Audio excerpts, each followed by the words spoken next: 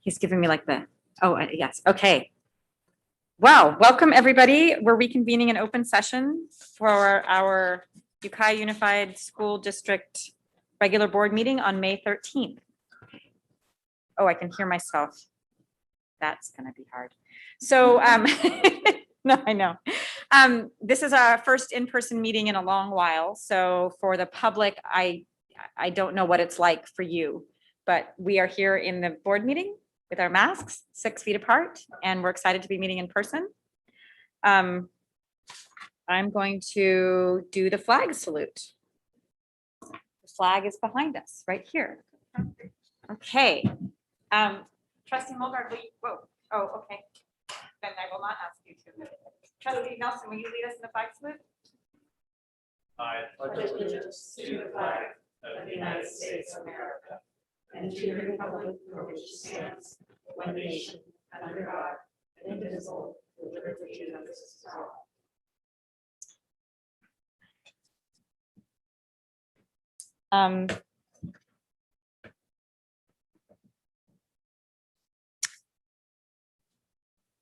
I would like to say publicly what the public comment process is in this new situation. So Debbie, can you remind me if the public is observing right now and would like to make a public comment, what do they do? That is available on our website. And they need to make sure that they're indicating the phone number that we will call them when the item that they want to speak to is being addressed. Okay, I'm going to repeat that.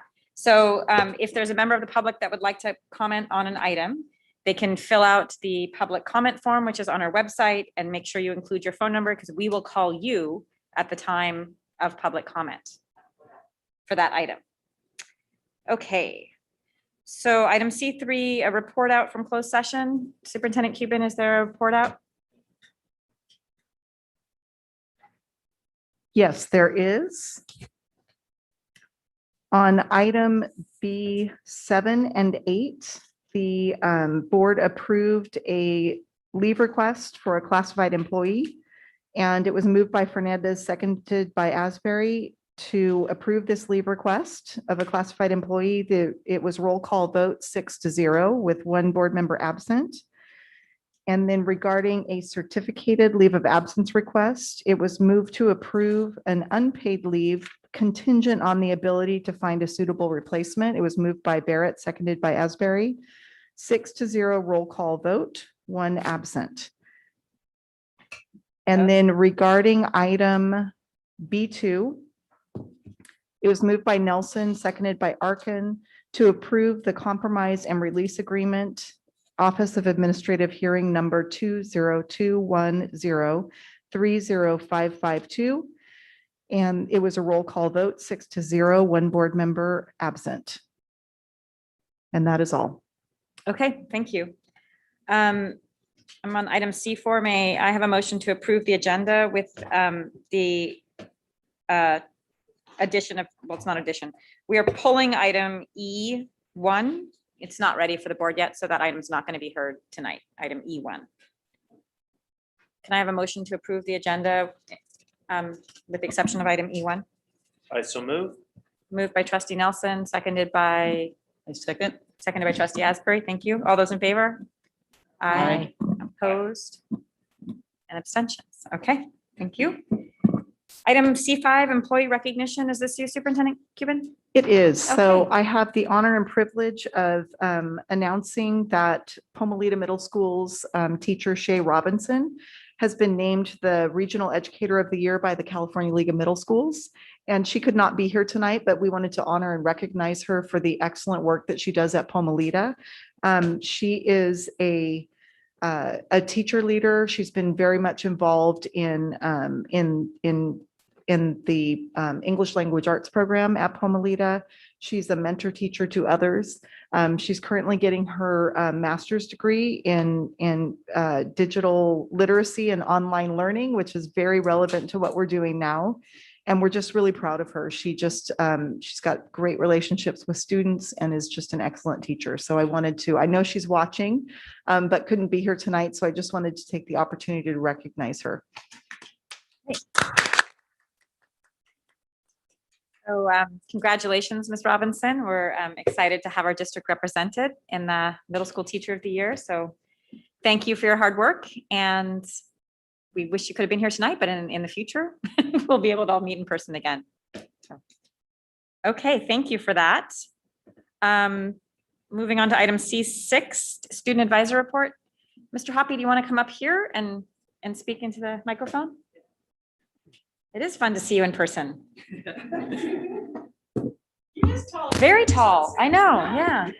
All right. Well, it's nice to see you all in person for the first time. So I'll get started with sports. With everything going on, most of our sports are still in full swing right now. They'll be finishing up towards the end of the month or the beginning of next. Because they're all happening right now, we've had lots of sports events every day, which means that we've been doing a lot of testing, and the rapid testing at the high school has been going really well. Students are eager and definitely willing to participate in order to compete in their sports. So the Monday after college commitment day on May 1st, seniors wore their college gear to show their commitments. A couple that I've heard of so far are Leah Zaroyan, Sam Page, and Lauren Lazarevich attending UC Santa Barbara. Bryn Hofstetter committing to UC San Diego. Emma Dolan at Fordham University, Carlos Diaz at Stanford, and Michael Leggett, Bria Brodowski, and myself at UCLA.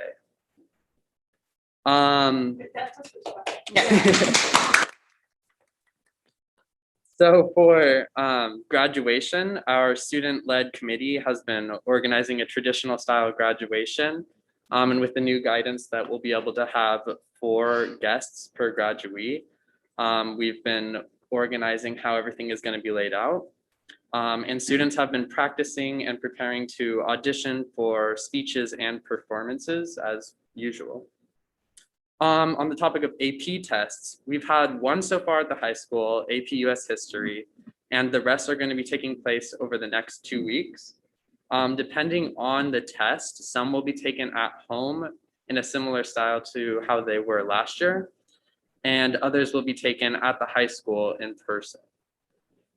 Asb elections were a little bit unusual this year. Signups closed Wednesday, and we didn't actually have like full turnout for each position, which means that for rep to the board, there have not been any signups, which means that our elections that normally happen in the spring will be taking place in the fall. We'll have a kind of repeating the whole process, which means that until one is chosen, we'll just have various other ASB members kind of sitting in at the board meetings in their place. And then we had another blood drive May 5th that went well as usual. We had 28 successful donations, which surpassed the goal. And finally, last Friday was senior signing day, where students signed certificates kind of committing to their future and their future plans. They got to take home their certificate, wear their college gear, and take some pictures. So, and that's all. Great. Thank you, Mason. Any questions for our student advisor? So I will assume, and we will not take it personally, that nobody wanted to be the rep to the board. We'll assume that somebody will realize what a fun thing it is to do. Yeah, I think it was just everything's so weird. There were a couple positions on ASB that weren't signed up for at all. So we're going to try and work on getting the word out next year. Okay, thank you. And congratulations to you for UCLA. Thank you. That's great. And we didn't mean to banish you out in the back. It was just hard to get everybody organized here. So don't take it personally. Thank you. All right. Do we have, I'm on item C7, acceptance of donations. We have a donations list totaling $24,650, including 2 interesting cars that are being donated to the automotive program. Is there any, can I have a motion to accept the donations? I move acceptance of these donations with gratitude to our local donors. Second. I second. Well, okay. It was a second by, motion made by trustee Mulgard, first, second by trustee Arkin, and another one by trustee Barrett. All those in favor? Aye. Anyone opposed? No abstentions. Okay, thank you. All right, we're on item C8, public comment for items not on the agenda. Debbie, I believe there are none. Okay, so no public comments have been received for items not on the agenda. We're now on item C9A, which is brief reports from our employee organizations, starting with California School Employees Association. And I understand Superintendent Cuban, you're going to call somebody. Yes, I'm going to call Lisa Rantala right now. Okay. Dial her.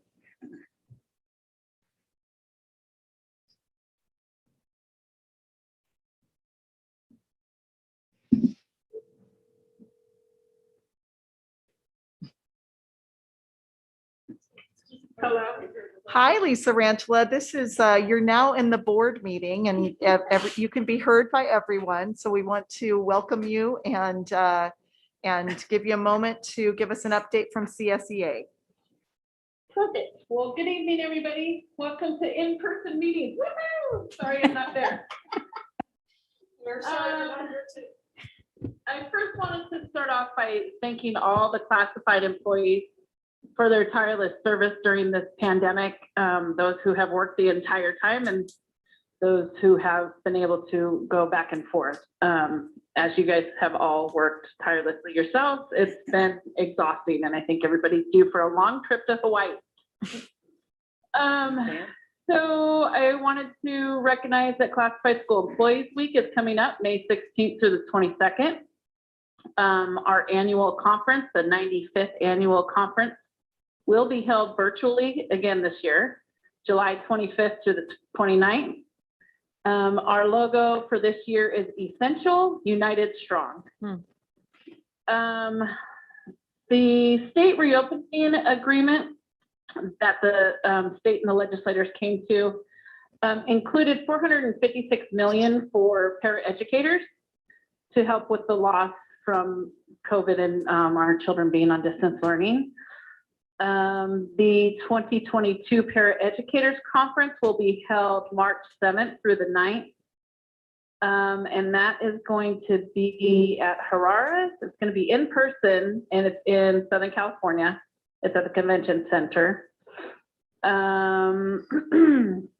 We held our chapter meeting last Thursday. We moved it up so we could ratify the MOU for the summer program that our district is offering this year.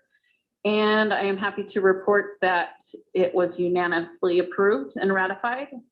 And then our members also took action to table the funding for our annual barbecue for Classified School Employees Week. And they would like to have a huge party barbecue next year, 2020, hopefully COVID-free. So that's what I have to report. And I would like to thank our administration. All of you guys have done fantastic. All the board members through this entire thing. Seriously, thank you so very much for everything you do for our kids. It does not go unseen. So thank you. That's all I have.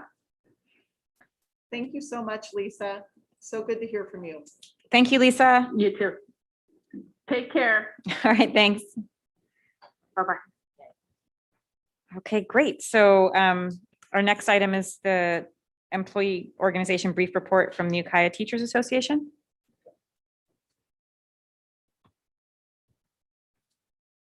I am sorry, but that's not a valid extension. Hold on.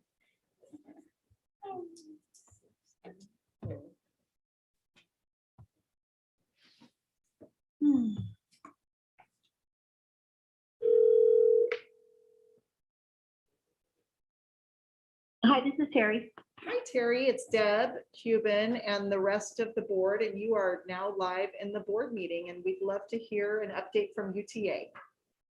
Oh, great. Thank you so much. Good evening, Board of Trustees, Superintendent Cuban and the Ukiah community. Sorry I couldn't be there in person. I want to thank many people tonight as this is my last board meeting as UTA president. UTA's new president will be joining you next month at the board meeting. I promise this is not long, only take about 3 minutes. First and foremost, I want to thank every single person who chose to teach, who advocates for, who leads or works with students. Over the past 38 years of my profession as an educator, I've seen time and time again that it takes very special and loving people to do what's best for children and to make progress in the educational field. I'm honored to be a teacher among those who teach. I'm sure you've all heard the statement that teachers make a difference. Well, teachers do make a difference so that our students can then go on in their lives to make a difference in this world. Teachers and those who support us make, shape, and influence life. The education profession has gone through tough times and good times over the years that I've been involved. This past year has been most challenging for many of us. I know I speak for many UTA members when I say that we're happy we not only have made it through the worst of this pandemic, we rocked distance teaching. We became quick experts at Room and Zoom. We know to mute all microphones so there's no echoing. All as we continue to create loving communities in our classrooms with our students because we love what we do. We're proud of ourselves and of our students. We are sad that so much seems like it's been lost during the past school year, yet I personally believe we gained so much that we, all of us as educators, still need time to digest, reflect upon, and collaboratively create together in order to move forward with what's now best for students. I believe that people who have the common goal to educate and nurture the children in our communities to become the best they can be as adults will always strive to meet on common ground. I'm grateful to be a part of this experience as an educator and to serve as a union leader of a strong and loving community of other educators. I thank and honor all teachers in Ukiah, in UTA's leadership. One last reflection on a learning and a literal growing experience that was an extra special highlight for me as a teacher in Ukiah was the fact that I was allowed to follow my passion and teach about the environment. And I realized how fortunate I was to share my expertise in helping to grow a school garden and a nutrition education program that spread countywide. Much gratitude goes to my many supervisors over the years for their trust in me. It felt really powerful to bring over $800,000 annually of federal SNAP Ed monies to help our students learn in the school garden programs. I love knowing how well that money was being spent to create gardens as learning spaces, along with a teacher-created nutrition education program that educated teachers, students, and their families, not only about the benefits of healthy eating, but how to grow those foods that make our bodies strong with our own hands. I appreciate the support of the board, the administration, all of the teachers. A special thank you to the current garden specialists at every elementary school in Ukiah and Eagle Peak, and to our entire Ukiah community for this continuing endeavor, because it really is all about relationships. The evolution of my career has been truly remarkable. I'm honored to know each of you, to continue to work for what's best for students with you, and I will continue to participate in educational endeavors as a lifelong learner. Thank you, everyone. Thank you so much, Terry, and thanks for all you've done for our kids and our district. And we wish we could see you in person, but we understand why you're not here. And just thank you so much. Thank you. You're welcome. Thank you, Terry. My We pleasure. appreciate the report and your service over the past many years that you have been teaching. I don't actually know how many it is. 37? No. Terry, I don't know if you can hear Trustee Van Sant. I think the sound is a little bit bad, but she's expressing her gratitude. Oh, thank you, Megan. And it's my pleasure. And yes, it's been 38 years this year. Oh the my longest gosh. year. Wow, that is a lot. 38 plus 7. Right, no. Thank you, Terry. Thank you so much. All right. Take All right, care. you too. Good night. Okay, we're going to move on to item C10, Leadership Team Report. Tina Burrell, welcome. Nice to see you in person. Yeah, How was Disneyland? you look great. Very excited to be here. Okay, good evening, Superintendent Cuban and Board President Van Sant and board members and trustees. I'm so happy to be here in person. Throughout this past year, there was a lot of adults or teachers and people had come up to me and said, what do you think is going to happen? And I was like, my wish would be that we would end the year the opposite of how we ended last year, having students on campus. So I think that I'm super excited to be the first person here in person with the board. I've been watching in all the board meetings and anxiously awaiting my time here. And so I'm going to get started. So on behalf of leadership, the focus obviously for this whole year has been our continuous cycle of scheduling and support for staff, students, and families as we move through the many different arenas of our learning environment, starting off with Zoom, then moving to hybrid, and now, 4 days in person. And it's been, I say continuous because we have had adapted our safety plans and our daily schedules, our ingress, egress, and things like that, making sure that everybody is safe, students are safe, and staff is safe. I also want to echo what Terry and Lisa said about staffs coming together. I felt like we were a strong group before this, but we are even stronger because everybody has been helping each other out. We have such good relationships with all the staff, transportation, cafeteria, everybody is really working together to make it safe for our students. And it feels easy. Really, when we migrated from hybrid to 4 days a week, it was easy because we were already working together and collaborating and everybody was willing to be there. The staff at Calpella is amazing. I have almost every single person there every single day. And it's just, the kids can feel it. They know that they're supported. So that's one thing all leaders have been working on continuously. And then this week we completed our last CAPS network. It was Tuesday, and the focus continues as it has been all year on effective PLCs and using a strategy implementation guide. So it's called the SIG. You may hear that in the future. And just think of that like a rubric or standards for what an effective PLC looks like. And so we're building that together as staffs, and then we're using that to kind of check in, and it'll provide some coaching to help us move forward as groups, because PLCs can be site level and then they can be grade level. And we do have some retirements, and so little, PLC grade levels are changing. We're always getting new groups, new members in the group. So we kind of have to start over. And so it gives us a good little rubric to launch from. So what it looks like from beginning to end when you're truly effective. So I think that's been a big focus for us.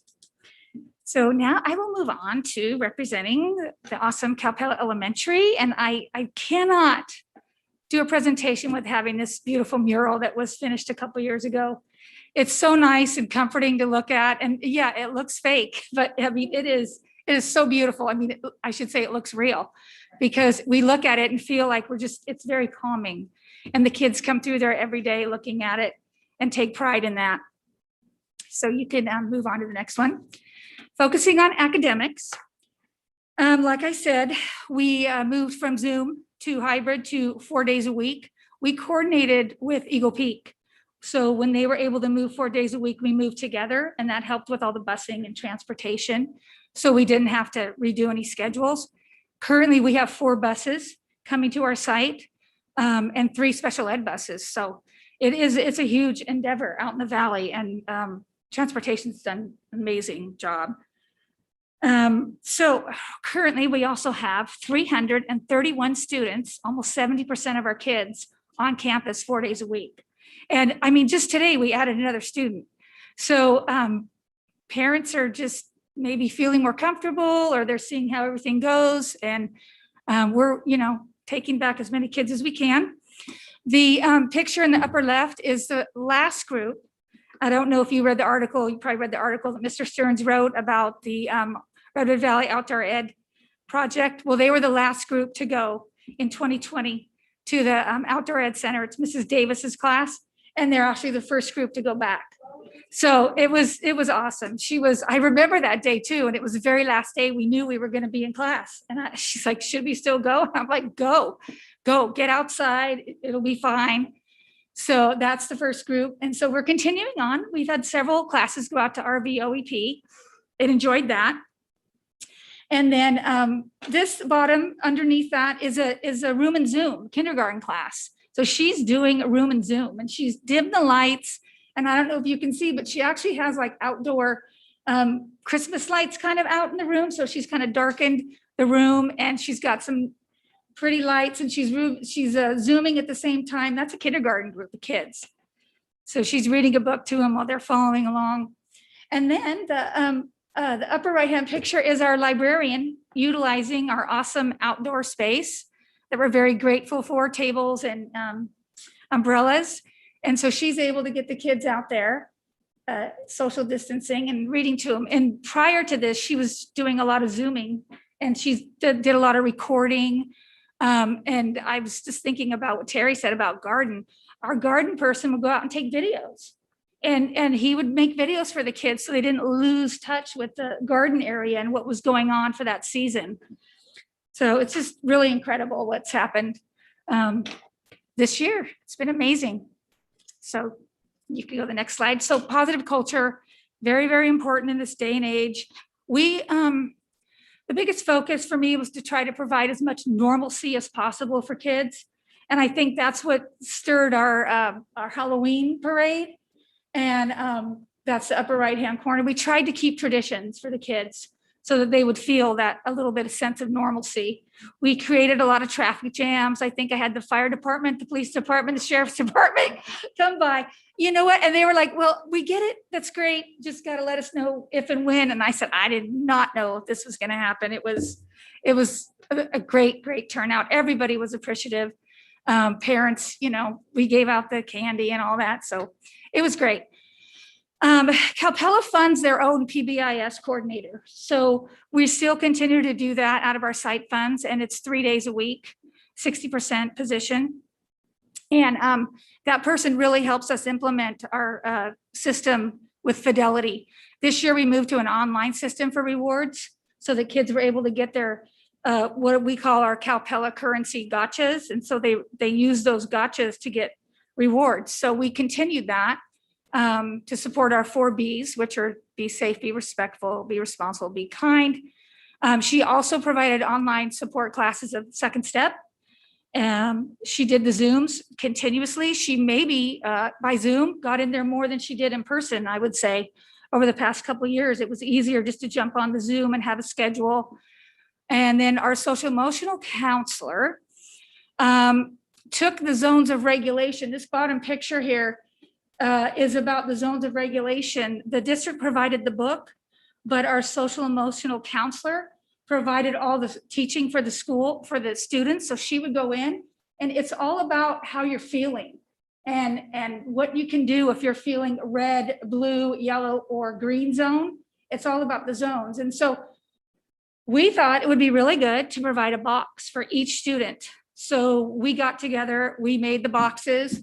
We gave them some things after she did the classes online to teach them. Because you know what, it doesn't matter how old you are, you need to know what zone you're in and how you can regulate yourself, whether you're at school or whether you're at home. So it was very powerful because it was a common language for everybody, and which we will continue on with. And then we continued to have virtual monthly awards assemblies. Some of our cashing in for the gotcha prizes, this has been a big hit. I got a wheel, spin the wheel. So the kids have to pay to spin the wheel, and then they get the prize delivered. And we have these our wonderful PTO has these things called Smetzels and smelly pencils and smelly everything. And the kids just love it. And so I just added that stuff to them. So we have our last big one coming up. And I think it was 10 gotchas. Now we bumped it up to 50. I think like the kids don't have a lot to spend it on. They'll have like dance parties or virtual book reads or something. But I think I'm going to get a lot of kids, like a lot. So getting ready for that. And so that's where we're at for Capella. Yeah. Yeah, I think they did an amazing job. They're amazing staff, so. Trustee Mulgard has a question. I was just wondering if you had any feedback from parents about the zones of regulation boxes. Had you heard back from any of them? Because I could imagine parents really finding it useful to have vocabulary like that to use at home as well. And our social emotional counselor, you know, she's still doing check-in, check-out virtually and now in person. And she reaches out to the parents to make sure that they're aware of, you know, how they can use the tools at home as well. Yeah. Good. Yeah, they're very appreciative. I mean, I've had people this past couple of weeks say, wow, I mean, you're the people that greet us, that open the door for the kids, they know us. Like they know the cars coming in. Because as you know, no adults on campus. And so no child walks by themselves. And that's what I mean. We've got the back pickup area, the front pickup area, the bus pickup area. And it is just, it's really, it's amazing. It's just amazing. It's run so smoothly now. And I think it's the same system I had in place for the hybrid for 2 days. And that's why moving to the 4 days a week, I didn't really have to change anything. Just bring on the kids and we're ready for you. That's awesome. So, thank you. Yeah. Thank you, welcome. Principal Burrell. Any, Trustee Nelson, did you have more? No. Okay. I don't think we're gonna stop saying this for a long time. The work that you and your whole staff at Calpella and throughout the district has just been extraordinary. Enduring and getting through all the changes and then the next changes has been, from being on the outside, has been pretty phenomenal. So I just want to thank you and your whole team for winding up this year. I mean, we're in person again. So Yeah. we're moving forward, and it's been just amazing to watch you guys go through some of the really tough, dark days to some pretty cool stuff. So thank you so Yeah. much. You're welcome. As a teacher, you know, you always say you're a lifetime learner, lifelong learner. Oh my goodness. They put that to the test this year. I don't care how many years you've been teaching, you're going to learn something this year. And the same thing. I mean, the challenges push you. They make you feel more accomplished. You know, they make you feel like, okay, that's why I'm here. This is what I'm doing it for. And I think everybody feels very proud of themselves for what we've been through. Because we're doing it. We did it. Every step we took was a step forward. And that's what I kept saying. We're moving forward. Just move forward just a little bit. You know, we'll get there. So, yeah. Thank you. Appreciate it. Thank you. Okay. Okay. Moving on to item D1, more fun, great news. The middle college report for 2020, 2021. And I think Mr. Paulin, are you leading that? Okay. Great.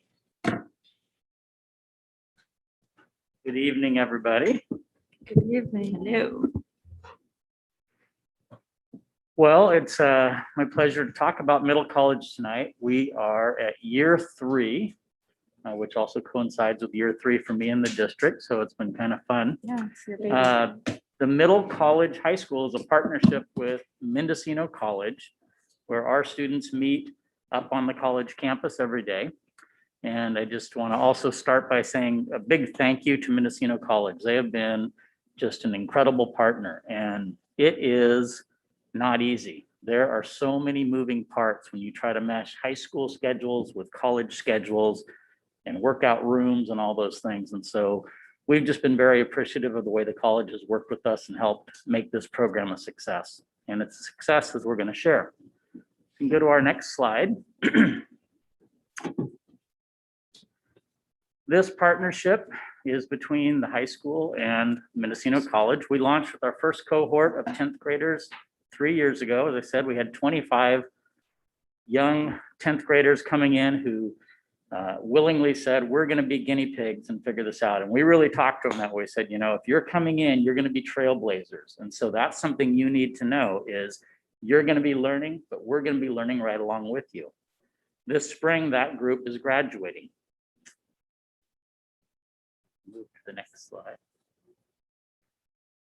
The program located on the campus up there is designed specifically to really help kids learn about college while they're in high school. The first middle colleges started back in the late 80s.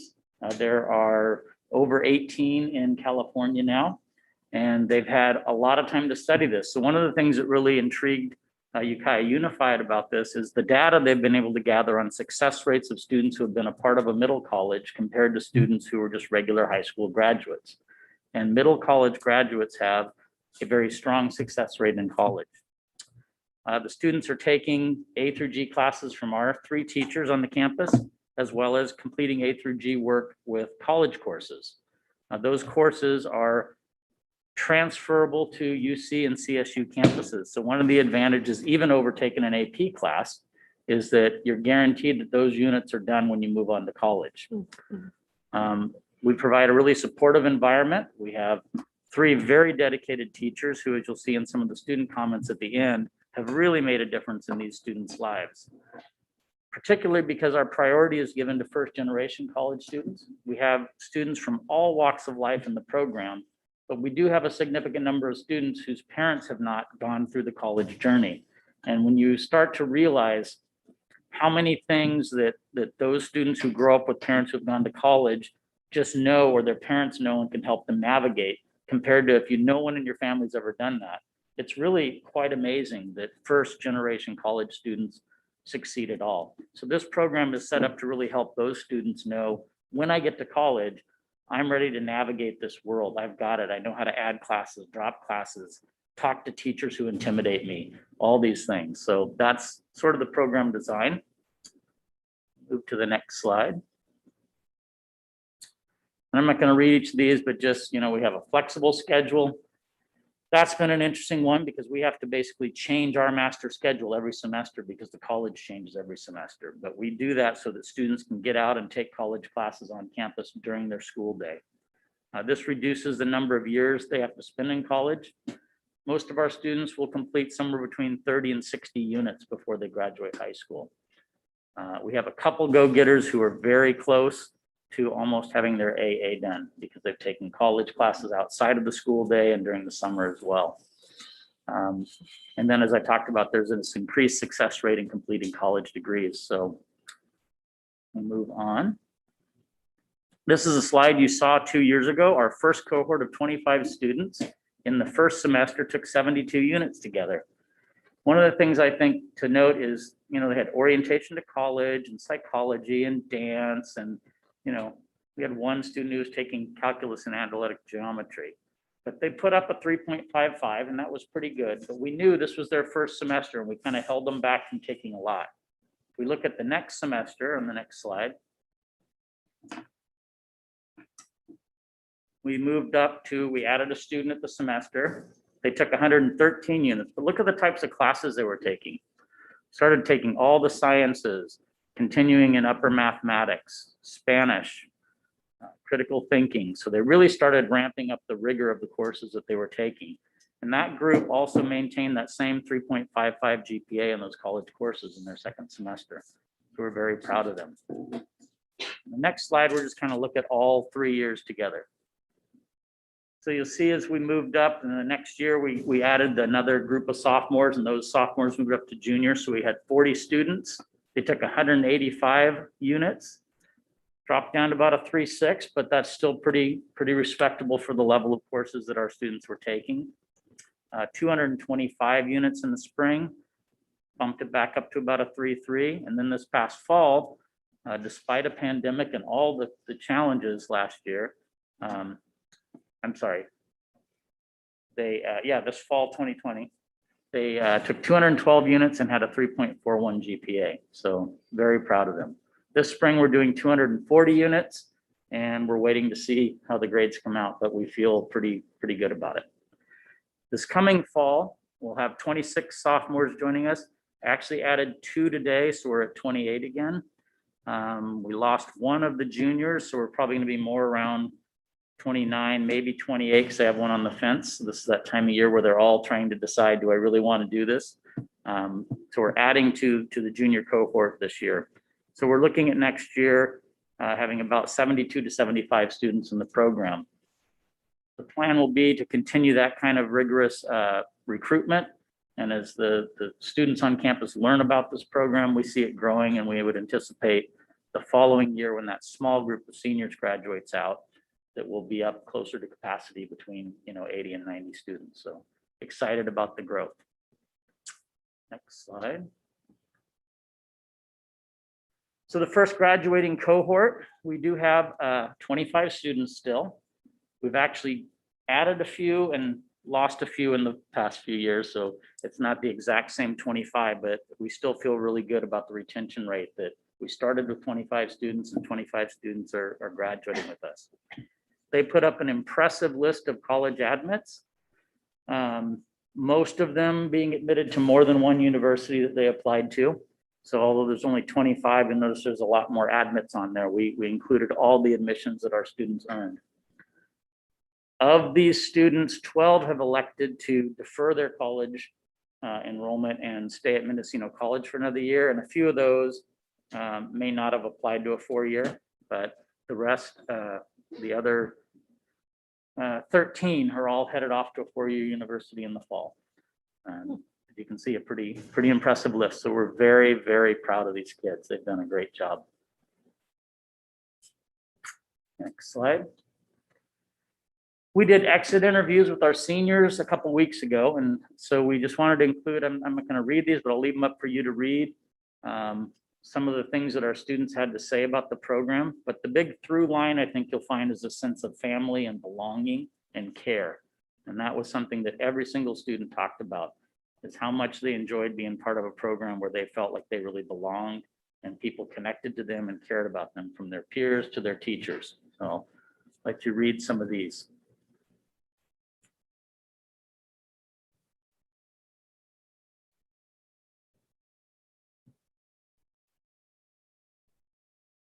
Pick up some things on paying for books and fees as well. That's a huge support for a lot of our students. Something also we need to lobby hard on with our legislature to do something about book prices at colleges. It's phenomenal. You get a little paperback book for $180. So we're saving kids a lot of money. We can go to the next slide. This was nice. A number of students, and I included this one about college professors, because we also had quite a few students who mentioned in their exit interview how intimidated they were their first year about college professors or teachers, and they wouldn't talk to them. And we constantly work with them as we have them open their MyMendo account and look at their progress and say, okay, how are you doing? And if a kid's slipping, we help coach them. Well, how would you approach this professor? How would you go talk to them? And really, without fail, again, a very big kudos to the college. Their professors, their teachers are very approachable, and our students invariably come back saying, wow, I don't know why I was so intimidated. They were great. They helped me out, and they realize that they don't need to be scared of these scary professors.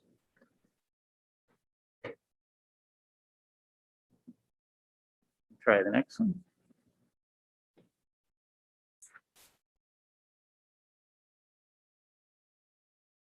All my peers here have the sweetest souls. I think one of the things that we also noticed in this group, and I didn't include the quote, but a couple students talked about the diversity. This is an incredibly diverse group of students, but it's also a small group, right? So a number of students talk about, I am really good lifelong friends now with some students and some kids that I never would have met. I never would have hung out on the big campus. Right, but because we were in this, we learned that student who I thought was incredibly different than me is a lot like me, and we have a lot in common. So that was kind of fun.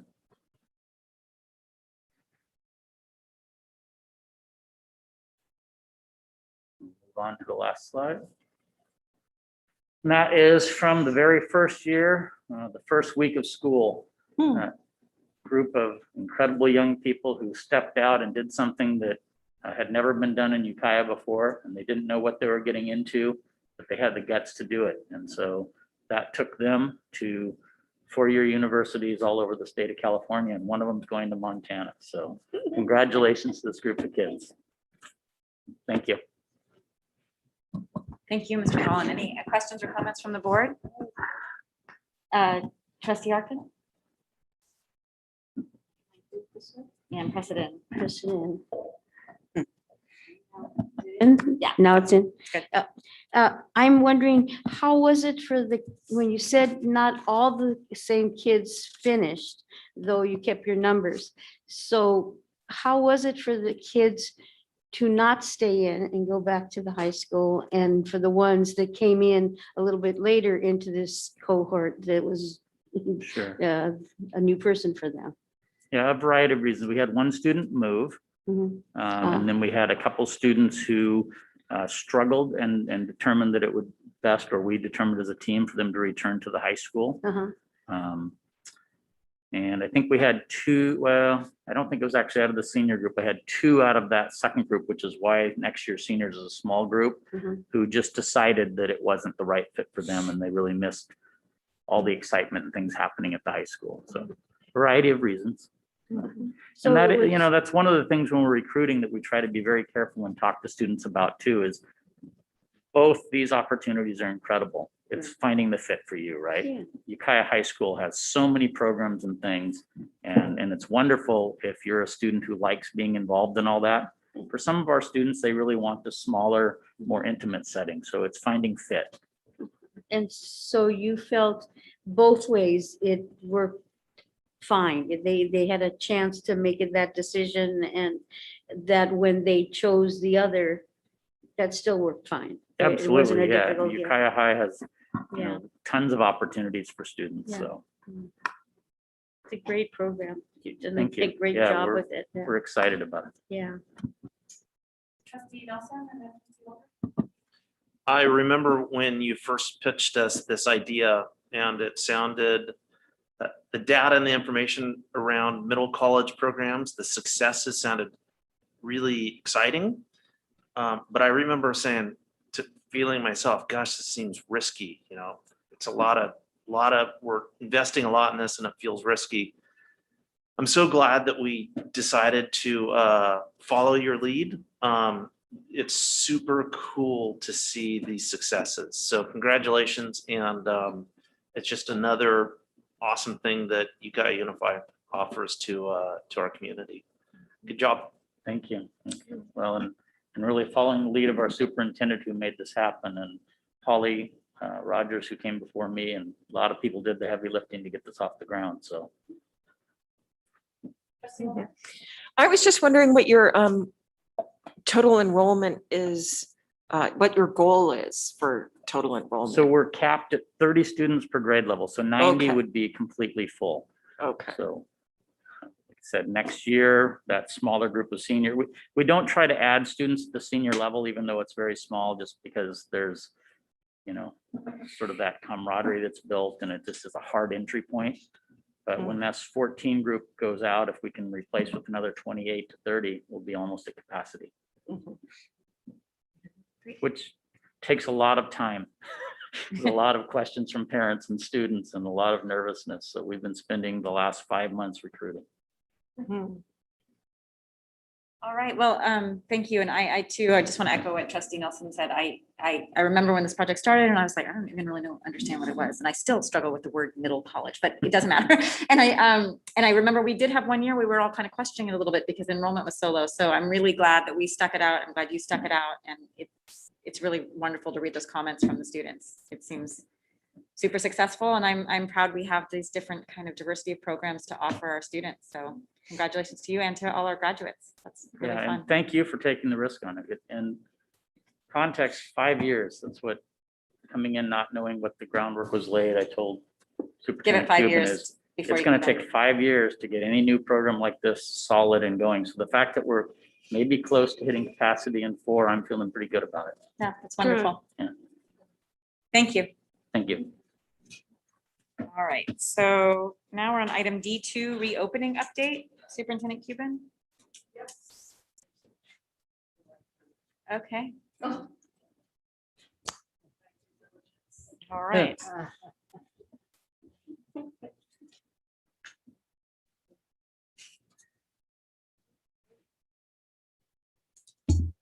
So we have another reopening update for the board, and we've made hard copies for you too. just to keep track there. And if we can pull that up.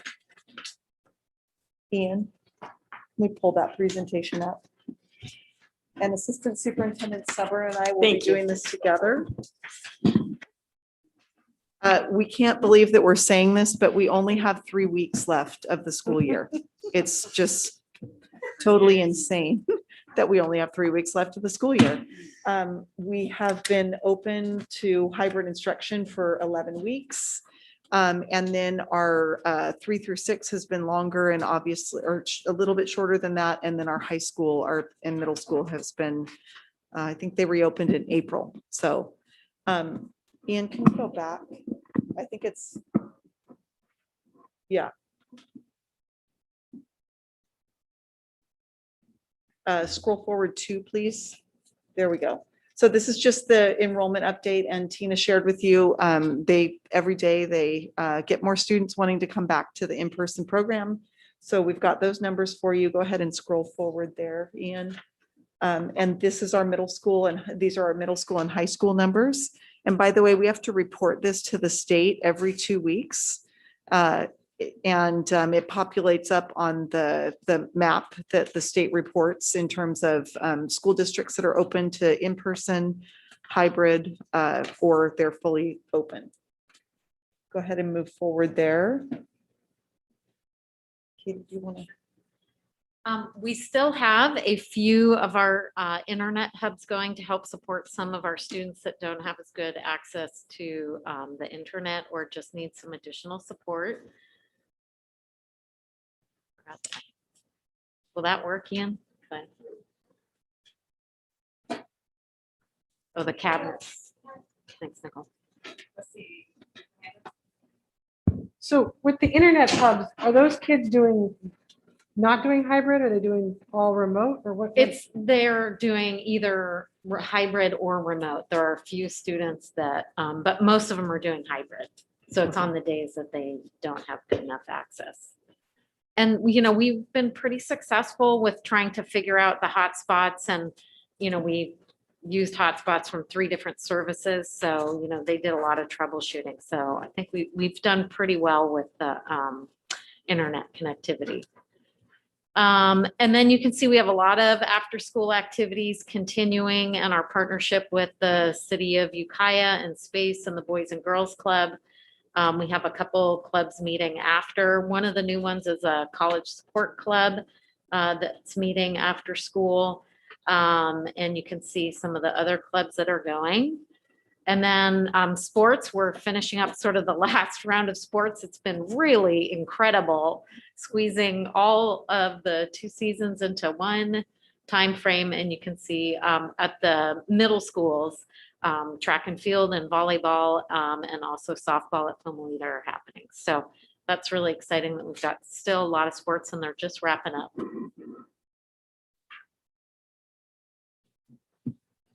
So we continue to help support the vaccination efforts in our community. And as of this morning, actually, the Pfizer vaccine was authorized for 12 and up, ages 12 and up.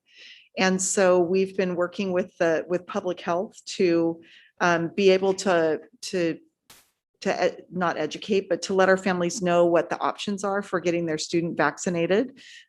Obviously, this is not required for school attendance at this point, but we are working really hard with public health in the city of Ukiah to be able to let our families know what is offered to them. So next week, we actually have, next Friday, we will be hosting public health in our schools, Eagle Peak, Pomalita, and Ukiah High School. And so any student over 12 whose parents would like to get vaccinated, we will be doing that next week. Not we, but public health will be doing that next week in our schools.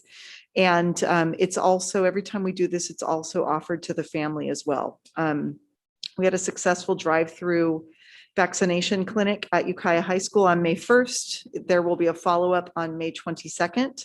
And it will also be open to first dose to go down to age 12. So there are lots of opportunities out there. And as I shared in my communication last week,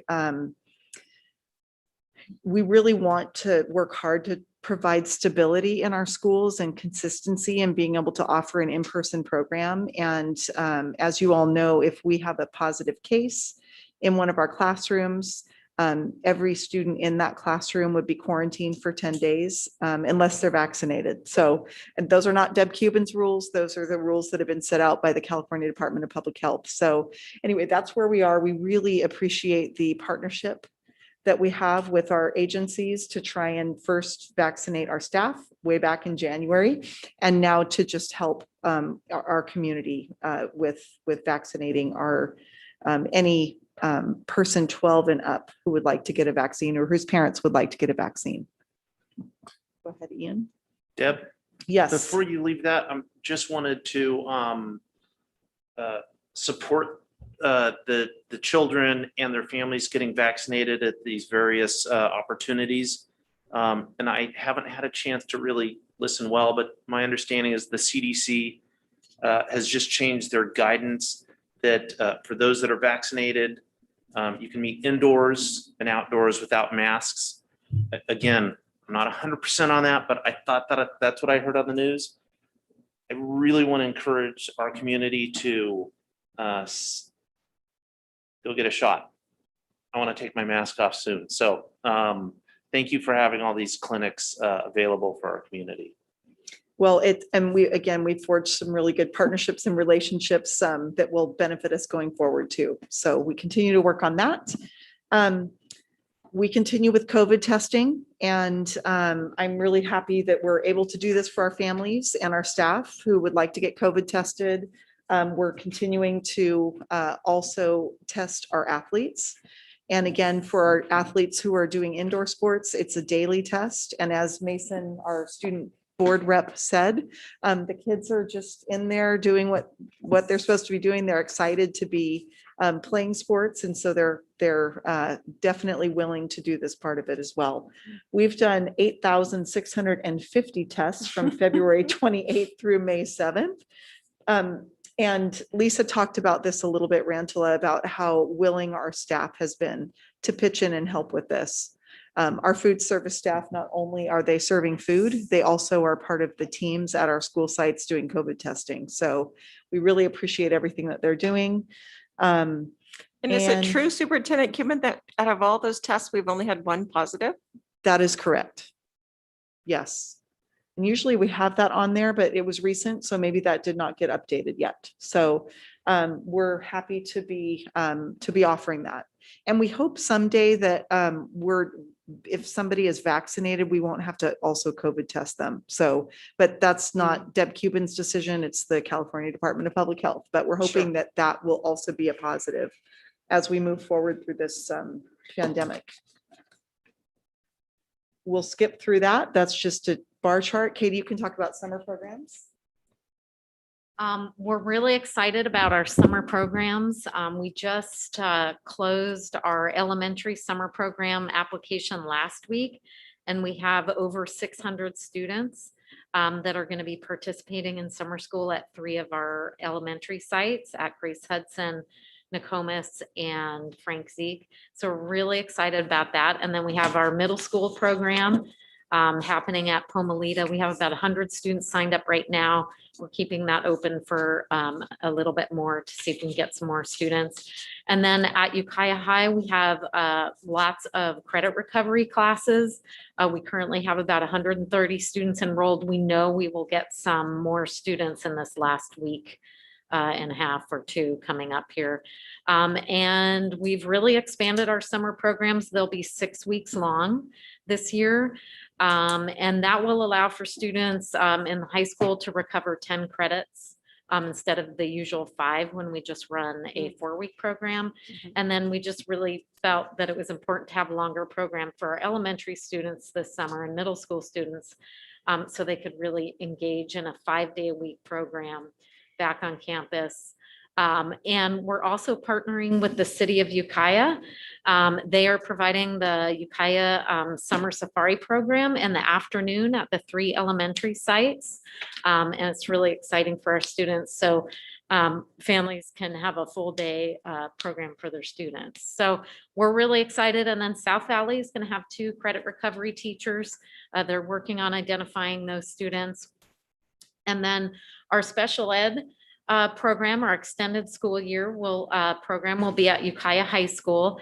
And then we're also through additional federal funds, we are expanding and enriching some of our special ed programs, focusing on helping students have support in summer school and gain some services too over the summer. So we're really excited for that. And we're getting ready to let parents know. We're pretty confident that right now we have enough capacity for everybody that enrolled by the date that the window closed for elementary, and we have a current waiting list. So we're really trying to get some additional staff, and we're being very creative with classified staff. So that because we still do have to keep the class sizes small enough for 3 feet of physical distancing. So we have some challenges still, but we're really excited, and we hope it's a really engaging program for our students that will really help them throughout the summer. So it's a big work in progress, but we're really excited about it.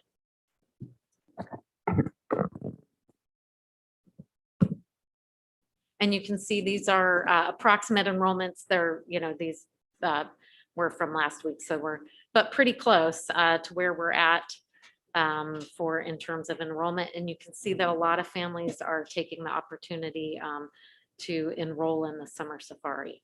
And that enrollment process in the summer safari, which is a separate program run by the city, will start next week. But we've identified all the people that want to participate in that. And is the school district still covering that cost? Yes.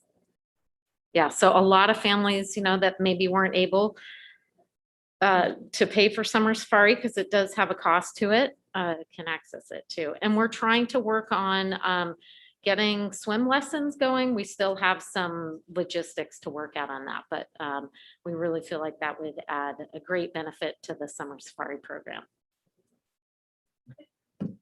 It'll be offered on site though, right? It's not- Correct, yeah. Okay. So because they don't have enough capacity at their sites and kids would have to be bused. Right. And so it's just easier for the students to So stay it's sort on of like our morning site. school, afternoon safari. Yeah, exactly. We're not And going we to have, transport them to the pool then, are we? we would have to do that, yes. So we're trying to figure that out. We have some logistics to still figure out on that end.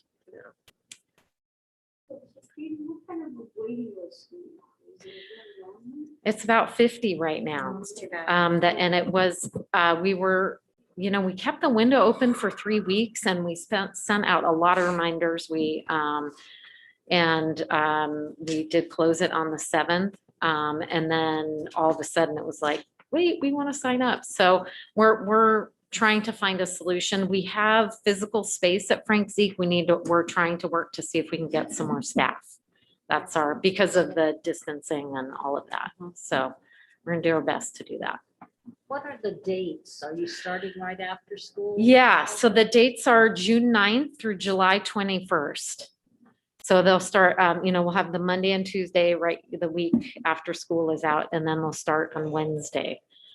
We had some discussion about waiting a little bit longer, but sometimes then, people don't get going and so. Will those 2 South Valley kids, can they go to Ukiah High? Yes, if Oh, we good. need to. For a little bit. Lonely, yeah. We were trying to actually have elementary programs at every site, except for Ukiah, where we knew we had to do some serious HVAC work. And so, but it just staffing wise, it was, we just couldn't pull that off, so. So what are we doing at Ukiah? I'm pretty sure it's HVAC. Yeah. No, I understand that. Where are those kids going? Oh, sorry. The students from Ukiah will go to Nokomis I site. see. Which so- explains why that number is higher. Yes, yeah. So Nokomis will have Ukiah, Calpella, and Nokomis students. Frank Zeke We'll have Oak Manor and Frank Zeke students, and Grace Hudson, we're really working on the dual language program. That's all dual language students. And then we may have to do a little bit of mixing. We're trying not to, we're trying to keep them together, but to squeeze people in and make numbers work, we may have a few kids that, you know, are Ukiah that go to Frank Zeke or something like that, but we're trying to keep it together on each site. Yep. Yes. So next year, the big question is next year. We are planning for a full 100% reopening. And again, we're not sure what the guidance is going to be yet, but we would like our schools open, students in person, 5 days a week, full time. So that is what we are planning for. And again, that might change with public health guidance and direction, but that is what that's what we're doing. And we're looking forward to it. Great. And I think that's all we have. Any questions? All right. I'm not seeing any. Thank you. Thank you so much for your work on this. I'm really excited to see the summer programs, like some of the trustees said here. Because I was like, are people going to be too exhausted, not even want to deal? So it's really nice to see that it's as popular it is. And I, like one of the other trustees mentioned, I wish we didn't have a waiting list. So I hope there's some way to clear that at some point, but I understand maybe that won't be possible. Thank you so much. Thanks, Katie. All right, we're on item D3, local control accountability plan update and strategic plan discussion, input and approval of proposed positions. So you do have your materials in front of you, and look, we get paper copies also. How fun. So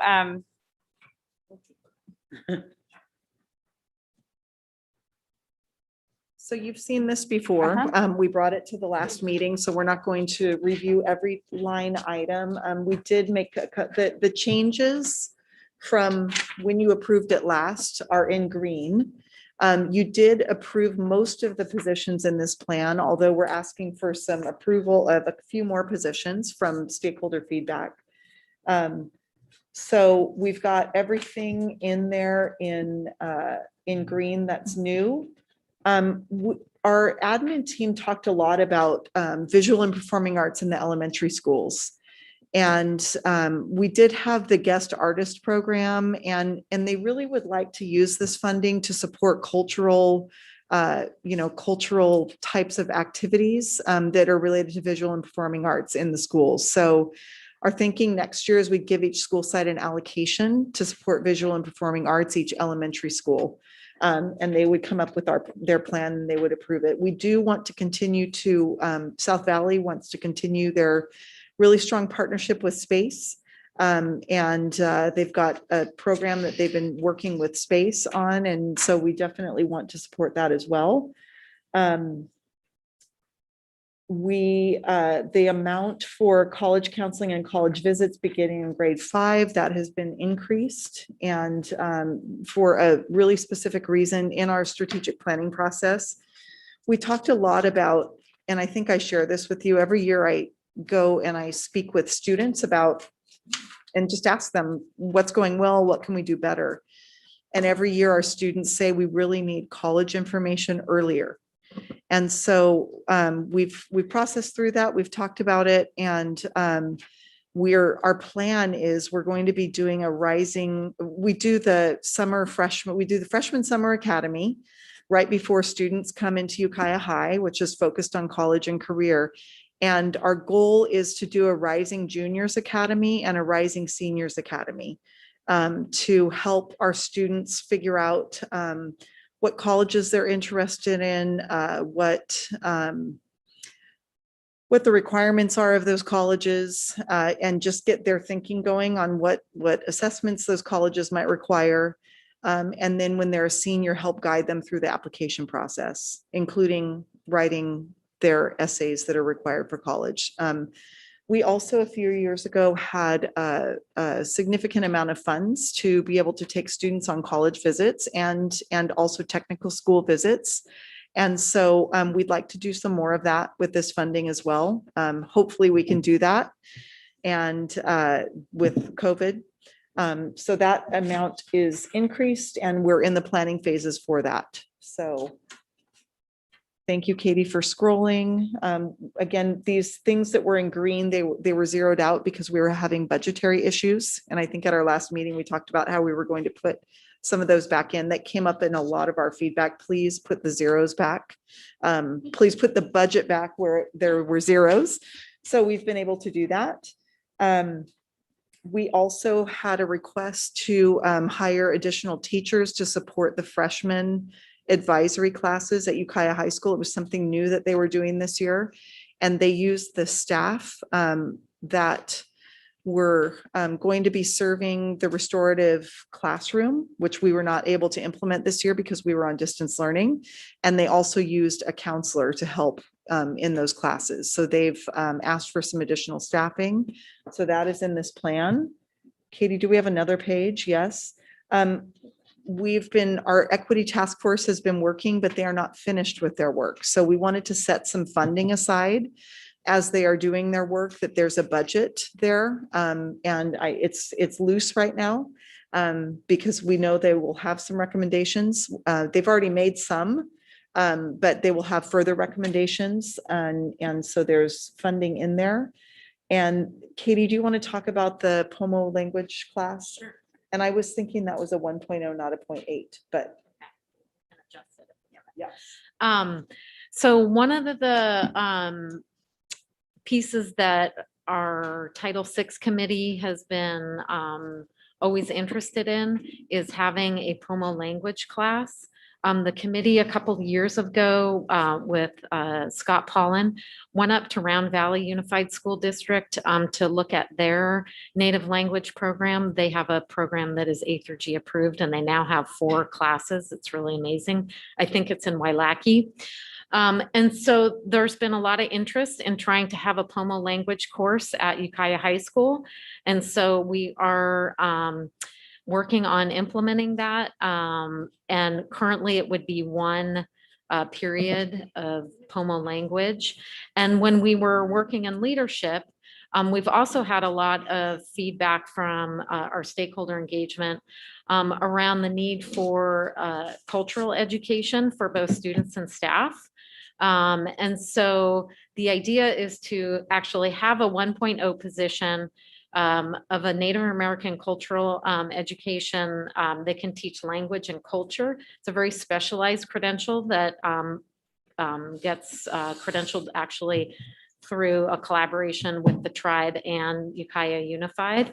And that position would teach the Pomo language course and then also work in all of our other schools throughout the district, doing specialized presentations and instruction at our other schools. We're currently drafting a plan of what that would look like. We know that's always challenging to work at multiple sites, so we're trying to make it sort of clear, like in this 2 months, you're working at these 2 sites because we know it'll be a little bit challenging.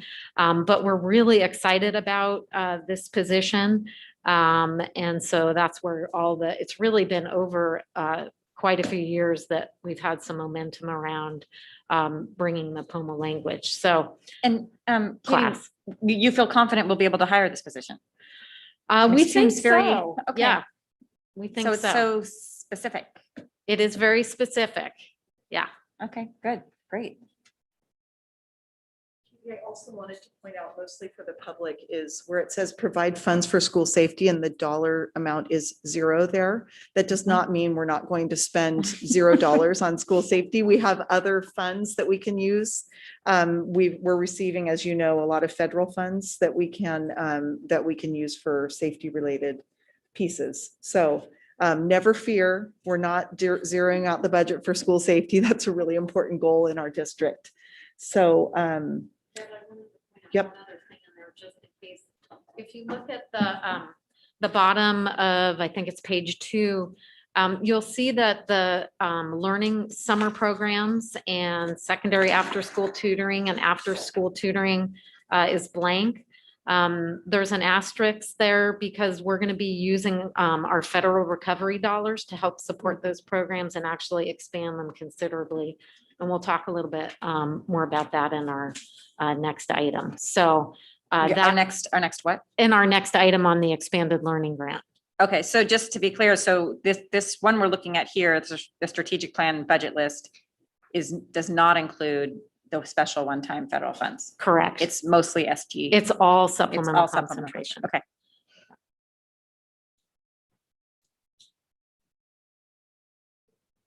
Oh, Trustee Barrett. I just had a comment. Trustee about- Barrett, could you make sure your mic is on? Yes. Oh, perfect. It's Sorry. on. I just wasn't close enough. I just had a comment about the Native American cultural education. I think this is a really good idea. But I was just wondering if we concentrated that position where we have the greatest number of Native American students, if that would be less, it wouldn't dilute the position so much and maybe be really helpful to some of our Native American groups like Eagle Peak, Calpella, and Oak Manor or something. Yeah, we're drafting kind of the plan for that right now. So that's great input.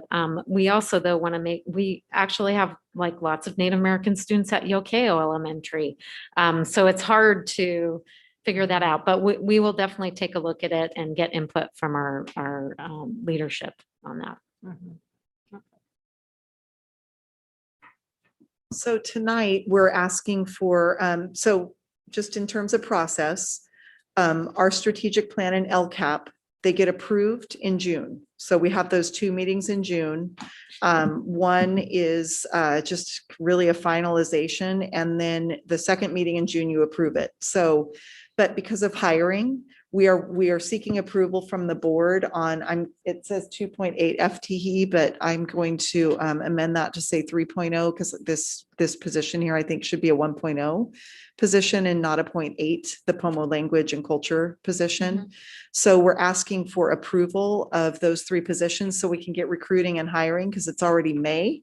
And then any other input that you might have on our plan so that we can bring back any input that you might have to our June strategic plan and LCAP. Could I get a little more explanation about the 2 high school positions? Yes, so this year, the high school implemented an advisory period. And that advisory period was connected with PE. So our students would go to PE every other day and then advisory on the off days, same groups of students.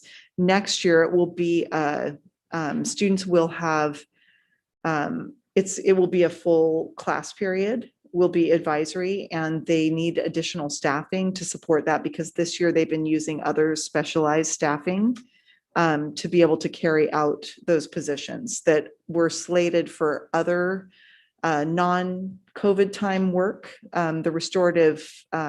The restorative classroom like Pomalita had, remember we were going to expand that this year into Eagle Peak and the high school. We ended up hiring for that at the high school, but not at Eagle Peak. So we held, but we had already hired at Ukiah High School. So those teachers were assigned into the advisory program. And so they just needed 2 additional FTE to support that advisory program. So they would be teaching 5 periods a day or 6 periods a day of advisory, or how? I just don't have in my mind how that works. Do all the students go to that, just 9th grade, or? All 9th grade students go to that. Okay. So we have 450 incoming 9th graders-ish. And they would be teaching, so we're going to the 8-period schedule. So they'd be teaching three sections of advisory a day each. Be 6 sections of advisory And each that day. That would reach all the 9th grade students? I haven't done the calculation. It's just using 2 teachers just doesn't seem to me like that would spread far enough. Maybe you've got somebody else who's going to fill in. Yeah, I haven't done the FTE calculation myself. I could sit here and do it for a minute and answer your question. maybe when we're doing something else, I'll do that. No, that's all right. I just couldn't get it in my head. Trustee Nelson and then trustee Mulder. I'm sorry. No, Okay. Going back to equity and arts, I'm real quick, the new stuff on this is in green or in yellow or? I got a little. Go ahead, Keisha. So the yellow are changes from what you saw last time. And so they are either an adjustment or it's new. The green are the, from the prior meeting where we had zeros due to budget cuts, we brought those back. So the yellow really are what you have not seen yet. Thank you so much. It's so nice to go, oh, that's what we looked at. Not that I remember $5,000, but it's really nice to see that tracking. So on the, what is VAPA, VAPA for contracts for elementary? Visual and performing arts. Okay, so in the recent past, we've hired space. Does this mean each elementary is going to have their free choice on what that looks like? That is correct. Okay. And that With- is, all I'll say free choice with some parameters. right. So that was a new acronym for me. I was sharing that it's always good to ask because you guys have a lot of them. Yes. Trustee Mulder. I appreciate the fact that we're holding back some funding from the equity task force since I've been taking part in those meetings. And the conversation is so difficult over such sensitive topics over Zoom. So I'm glad that rather than just throwing money at something, you're saving it and then we'll continue to do more work together.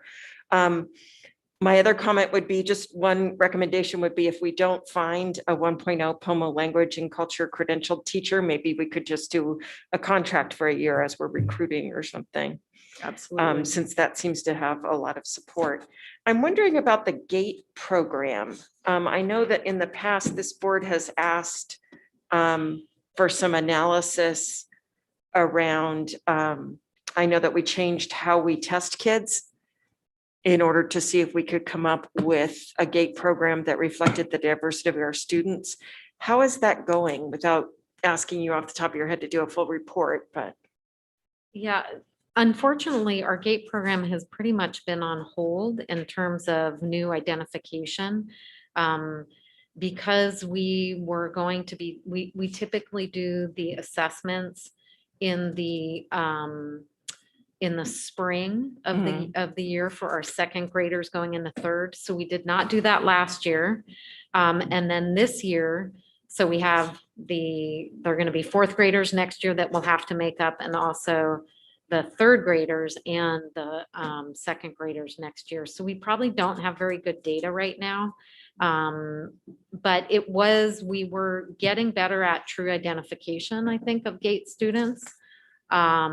In terms of the diversity, I'd have to pull the data on that because I know that was one of our goals.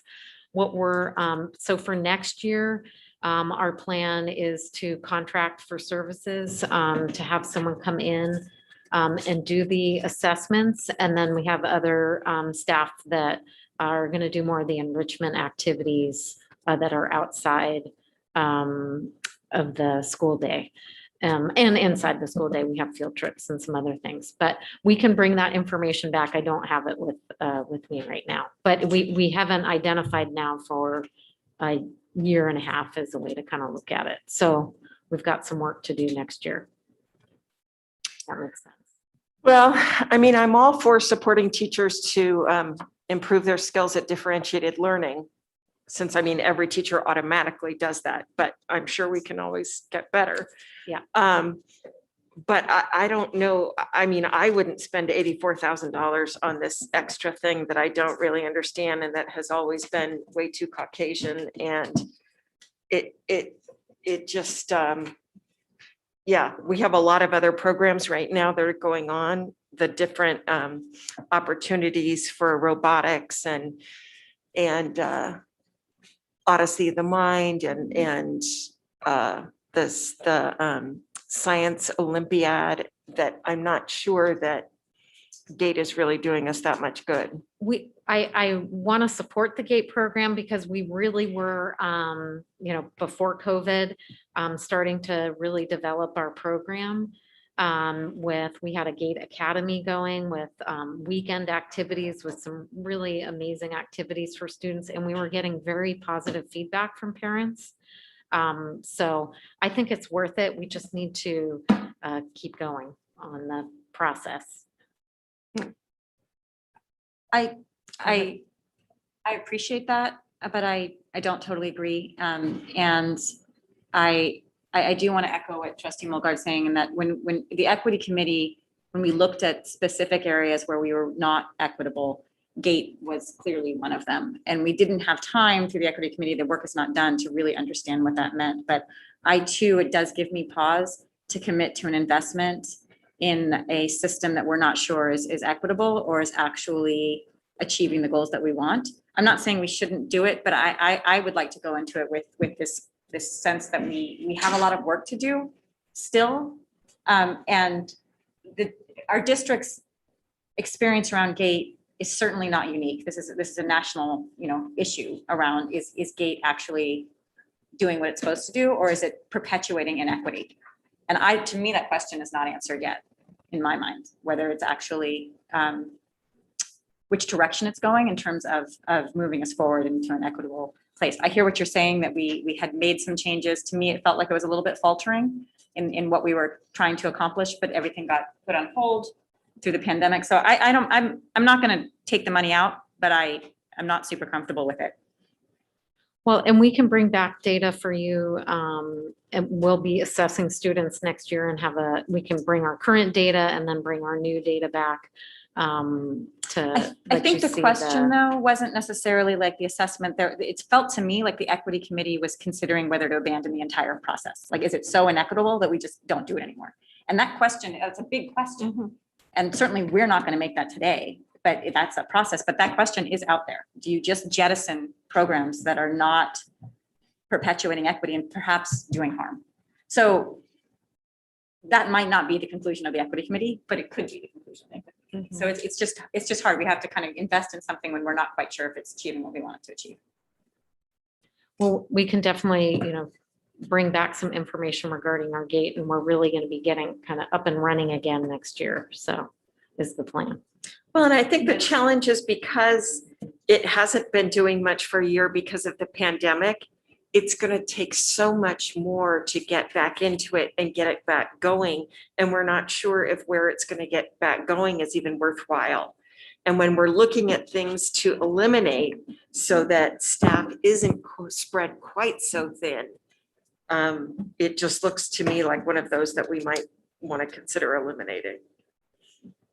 I don't agree with that. I mean, I think what's happened in these last really a couple years, because it's been now and last year, and that I think you were working on making it better and more effective for everyone. And to pull it right now, when I think they might be on the way to maybe making something successful, is not a fair thing to do.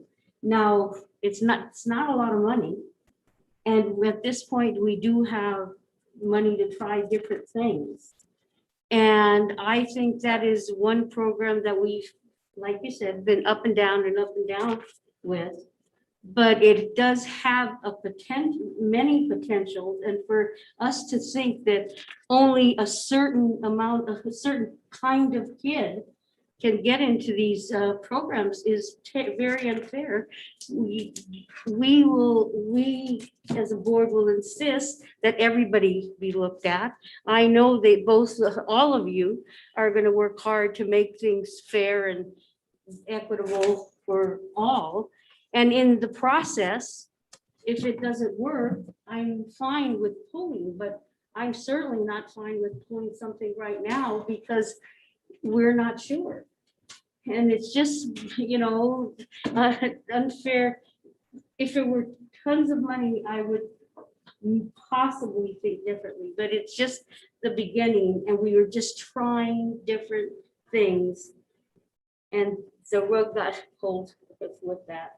And so I'm willing to see what they can come up with before we say no. And I don't want us to think that only a certain kind of kid can achieve those goals, because that's not true.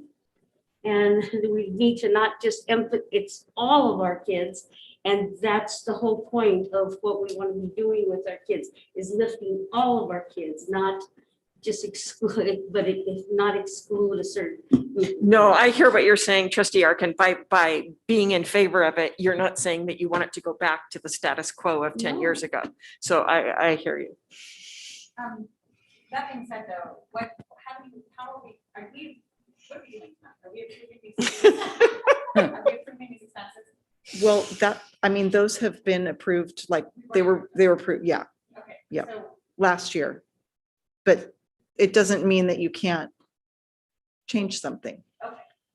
So what we're asking tonight is we're asking you to approve the 3.0 FTE, the 2 advisory periods, and the Pomo culture and language period. And that's it. That is it. Okay. So. But if you have any massive objections, and you did approve all the staffing, the other pieces of staffing that were in here, I think at the February meeting, like any of the positions that we funded, the gate piece is not a position. There's not a staff person there. So the motion tonight will be about those three positions. yes, but we would like further feedback on any of these items that you'd maybe either like to not see in the LCAP when it comes back in June. Or if there's something that you feel like is missing here that you feel like we should add. This really represents the stakeholder input that we've received and all of that. I would like to make the motion that we approve the 3 new FTE that the superintendent alluded to. Okay, so there's a motion on the table to approve the 3 new FTE positions. I'm going to repeat what they are. 2 FTE for support for ninth grade advisory classes, and 1 FTE for the Pomo cultural language. Second by trustee Arkin. All those in favor? Aye. Anyone opposed? Any abstentions? And then, is there more to the presentation, or are we stopping there? This is the presentation tonight. We do have the other item, and it's somewhat related. It's not going in the LCAP, but the Extended Learning and Opportunities Grant. We actually need approval on that tonight. Okay, so I do want to just repeat again. I understand that we've approved everything that's not in yellow in the past. I do want to vote against the funding for the gate, but I'm not going to die on the sword, but I just don't know when the opportunity is for me to vote no. I don't know if that's now or that's some other. If there's, It's not on the agenda for tonight, but it is not, but if there's it would be helpful to us to know if there's a majority of the board who is thinking we shouldn't include that. We wouldn't write it into our June LCAP that we're going to bring to you. But we can't really vote on it tonight, so I don't know. You could take a straw poll and that would give us some Can indication. I offer a suggestion? Sorry, sure. Katie several times said she would love to bring us some data, some information. I remember when this was a hot button issue 4 or 5 years ago, and we had lots of discussions on the merits or not merits of gate, depending on which side of the fence you fell on. And my recollection is the style of testing changed to something that was not biased towards one culture or another. So it'd be interesting to see the data. Be interesting to hear where when our staff has an opportunity to prepare for this discussion. So I would, before we jump off the bridge, I would appreciate to have a little bit more information to see what direction we were going in. And then the other part to address some of the comments you guys made a little earlier is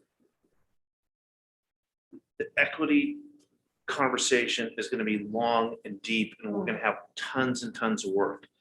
And my hope is that what comes out of the group isn't, well, this isn't equitable, so we're just going to slash it. My hope is this isn't equitable, and this is what our plan is to fix it. So it was just a little concern that I had listening to you guys, but I would love to have some data before we take action on this. My concern with the GATE program, I mean, the testing sounded like it was fair. It'd be great to see the results. I just don't know if those kids that are identified as GATE worthy are getting the services they need. But that's something else that frankly, I haven't been tuned into for so long that it'd be interesting to hear that as well. Okay, and I guess I have no objection to a report. I would just not want it at the end of the year when you have a million things We going can't on do it by to June. be 29 colorful PowerPoint slides. I just want it, keep it simple. Well, I'll just tell you, we couldn't, I mean, in the next month, we cannot get you that report. Okay, good. I and appreciate your honesty. Sorry, we've I got so appreciate much it. going on and I'd love to be able to commit to that. And if it means that we put this program on hold for one more year, that's okay. We could do a report in the fall, but I can't promise it. No, We just can't pull that off in the next month. I understand. Trustee Barrett? I don't want to belabor this either, but I actually was going to comment something similar to Tyler. $84,000, we're only really looking at testing kids next year because we have 3 grade levels to test. Takes a long time to test kids. And so my comment was that I just want to be sure that the test is equitable, that we are looking at multiple cultures and different ways for kids to qualify. So that's. Okay, so I'm going on record that I don't support the GATE program. I don't support money going into it, but I'm clearly alone in this and it's okay. And we can carry on anyway. And we'll stop there. Yeah, it's consistent to what I've been saying for years. So there's nothing different. So for tonight, we made the motion and we approved those positions. Is there anything else we need to do? If you have any further feedback for us on this, just let me know. And again, you have more opportunity. We've looked at this a few times, but June, we will bring the strategic plan and LCAP to the board for approval. And you'll still have one more meeting to give us some input. It's just, we have got a quick turnaround to Right. that second meeting.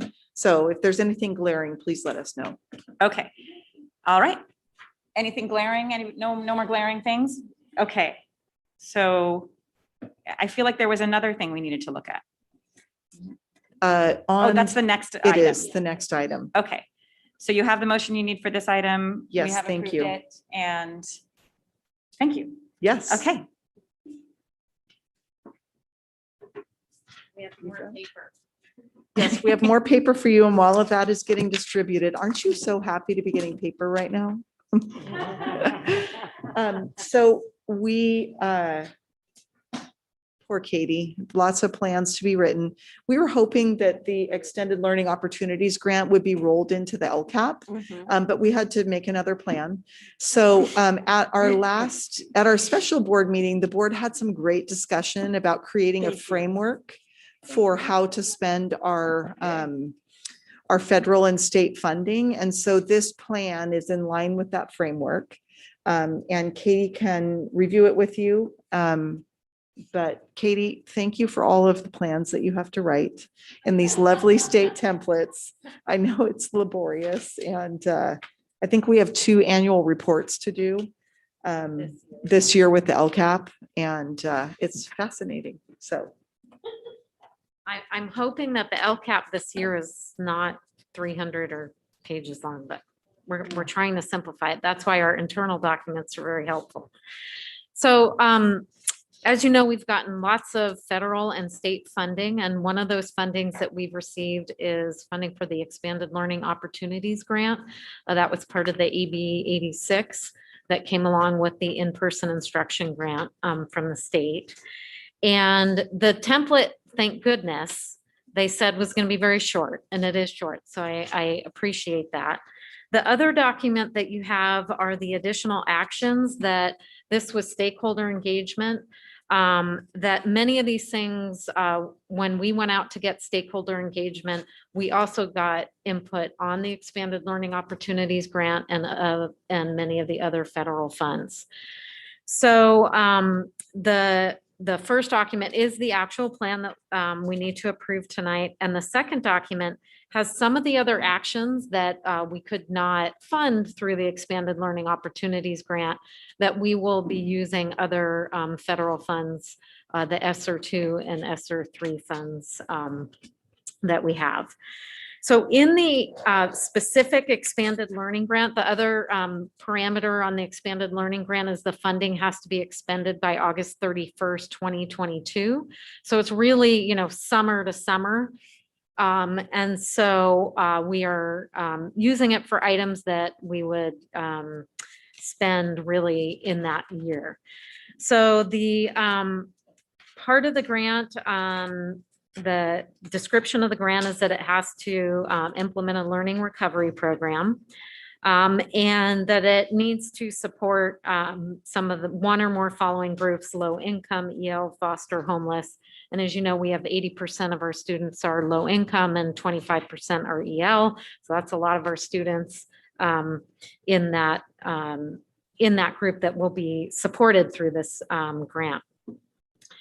So we got a lot of stakeholder engagement through all of our committees.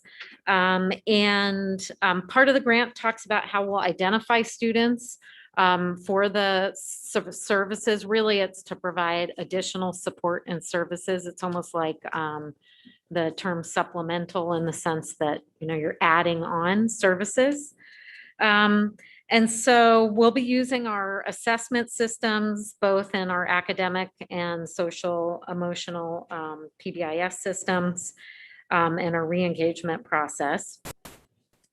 And then the big piece is what are we going to be providing through the Expanded Learning Opportunities Grant. And so the big things that we're going to be doing is we're providing expanded summer school. So that's funding the program through the city of Ukiah and space and the Boys and Girls Club. The other piece to this grant is we have to spend 10% of the grant on paraprofessionals. And a lot of the input that we got from stakeholders was we loved having more adults in the classroom to support students. People pretty much said we want one in every class, which we couldn't fund through that. But through this, we've been able to add some additional time in our lower grades. In grades K2, we're adding in additional 2 6-hour paras at each of the sites that they can use to enhance small group instruction. And we're also supporting a paraprofessional. The other input we got is we had a bilingual paraprofessional at Pomo Middle School and at the high school that supported our newcomer EL students. It was a huge transition for them last year and very challenging this year in the fall. So we want to continue that. We found that to be very successful. And we have that in here for 1 year, and then we're funding it the subsequent 2 years out of the other federal funds that we'll be receiving. So the other big pieces in how we're expanding and supplementing to improve learning is we'll be providing a much more expanded after school and before school tutoring program. Some of the input from our staff were we'd love to do it in the morning. We don't only want to do the afternoon. So we'll be framing that around availability of staff. And that includes both certificated and classified. We had a lot of paras support tutoring this year, and it was really successful because we want to get those smaller groups. Other things like virtual evening tutoring, a lot of feedback was we liked the virtual tutoring. It was helpful because some of our students can't stay after school. And on the after school, we're really hoping that the increased bus driving discussion that we had last time, that we'll be able to have increased after school transportation so more students can access We want to continue the sibling project and peer mentoring. We had a lot of input that was very supportive of our students, both the students that were being mentored and for the mentees. Also, so expanding tutoring, and then also we want to, if we can, we have to kind of be a little bit flexible, but if we can, hire retired teachers to come in and help with small group reading. We know that, and math. We know that reading is one of the areas when we looked at our data, our K-1-2 had some significant impact. So we really want to focus on that. So also having some certificated staff come in and support that. And then also, we know that we'll have a need for additional counseling. So we've put in 2 additional counselors that would be temporary. We may need to do some contracting. We're not quite sure, how we will post it, but we may need to get flexible with that. And an additional family liaison, or and really supporting the one that we have to continue outreach to families we know COVID, it won't be gone next year, but to also really help support our families. So those are the big pieces. You can see the budget on this is just lumped together. There are 7 areas that you can use the funding for, and you can see the 2 major areas that we're using that funding for. And then the other piece of that the grant asks is, how are you coordinating with other federal funds?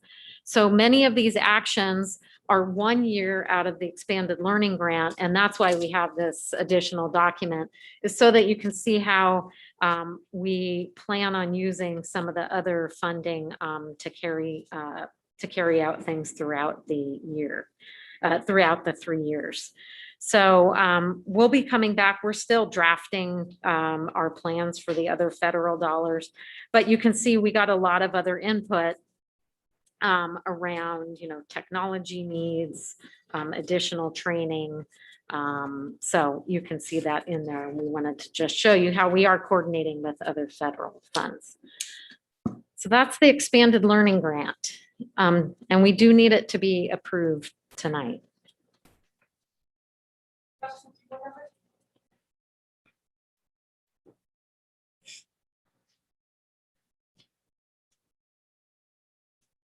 I know, any questions? Questions? No sorry, I might need my microphone. No questions from board members?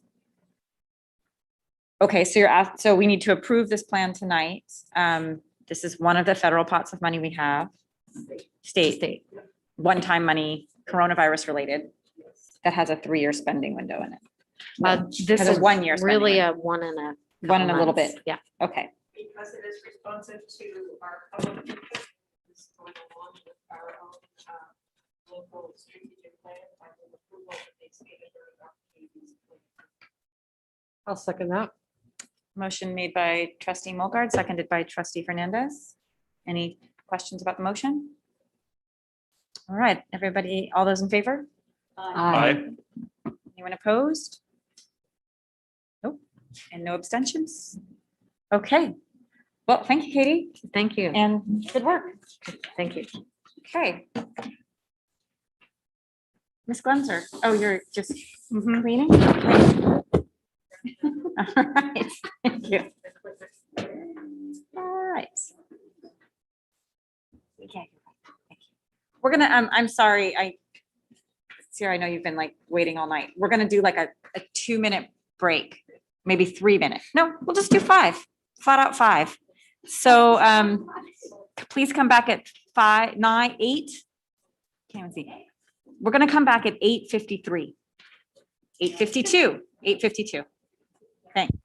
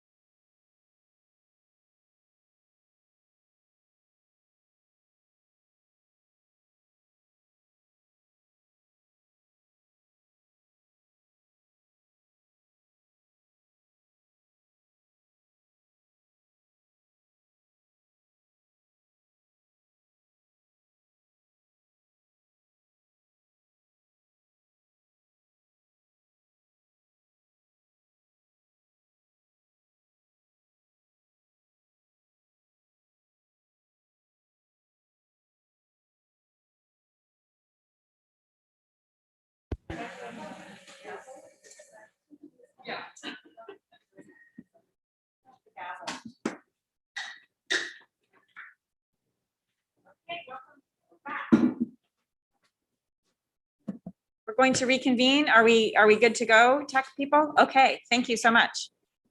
Wait, I have a real gavel though, Ann. You can do it. Okay. Okay.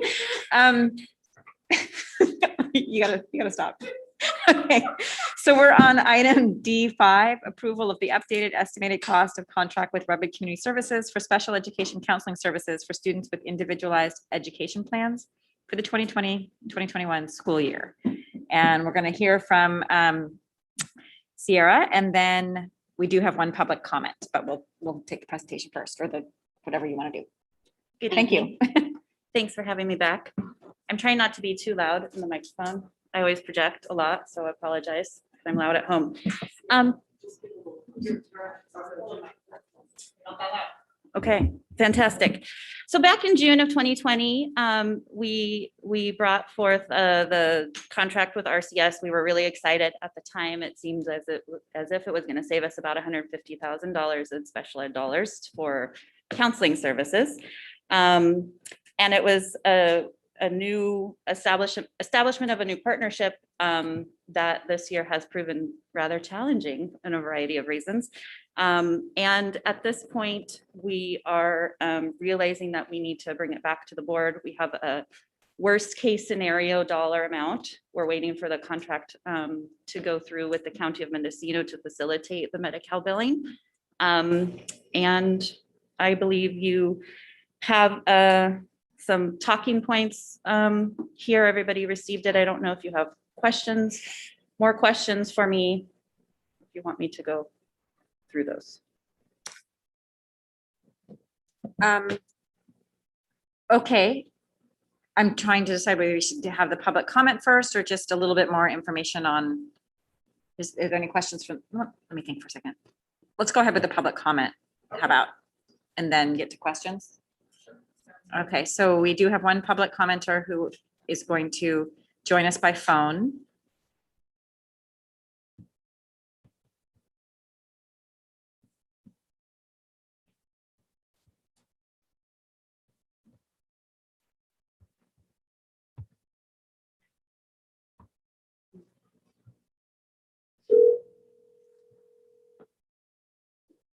Hi, this is the Google Assistant. Can I ask what you're calling about? No. Talk to it. Maybe I put it in. Sorry. Just the answering service, just tell her what you want to hear. Well, I was just thinking it was the wrong phone number. I did that earlier. I dialed the wrong phone number, so. Need to text her phone? I love it. I still do. It's great. Keeps Hello? me fresh. Hi, Victoria. This is Deb Cuban from Ukiah Unified. Hi. How are you? Welcome. I'm all right. You are live in our board meeting, and we understand that you have a public comment, so we're going to let you speak. All right, thank you. Good evening, trustees. I'm Victoria Kelly, CEO for RCS. I just wanted to take this opportunity to appreciate the partnership UUSD and RCS has embarked on during this year. Even in light of the challenges that Sierra did, bring up and that the pandemic has brought us. I've enjoyed the collaboration with the team to address those challenges that this new contract and some of the unforeseen aspects of implementing this contract during this pandemic year has brought us. RCS is committed to this partnership, and based on the data I have up to this date, I do not believe that we will match the current contract you did approve in June. And if for some reason I am mistaken, I just want to be clear that RCS is very open and willing to adjust and to mitigate any overages and any negotiate from there. Based on what we see at the end of the year. Again, we appreciate this new partnership and look forward to continuing into the next school year, being in person and really establishing, the partnership and the work that we've done over this year into the next. So thank you. And I can be available for questions, but I also know that, that's not necessarily what public comment is. So thank you. Victoria, thank you very much. And if we have further questions about the contract, we'll give you a call. All right, thank you. All right, thanks.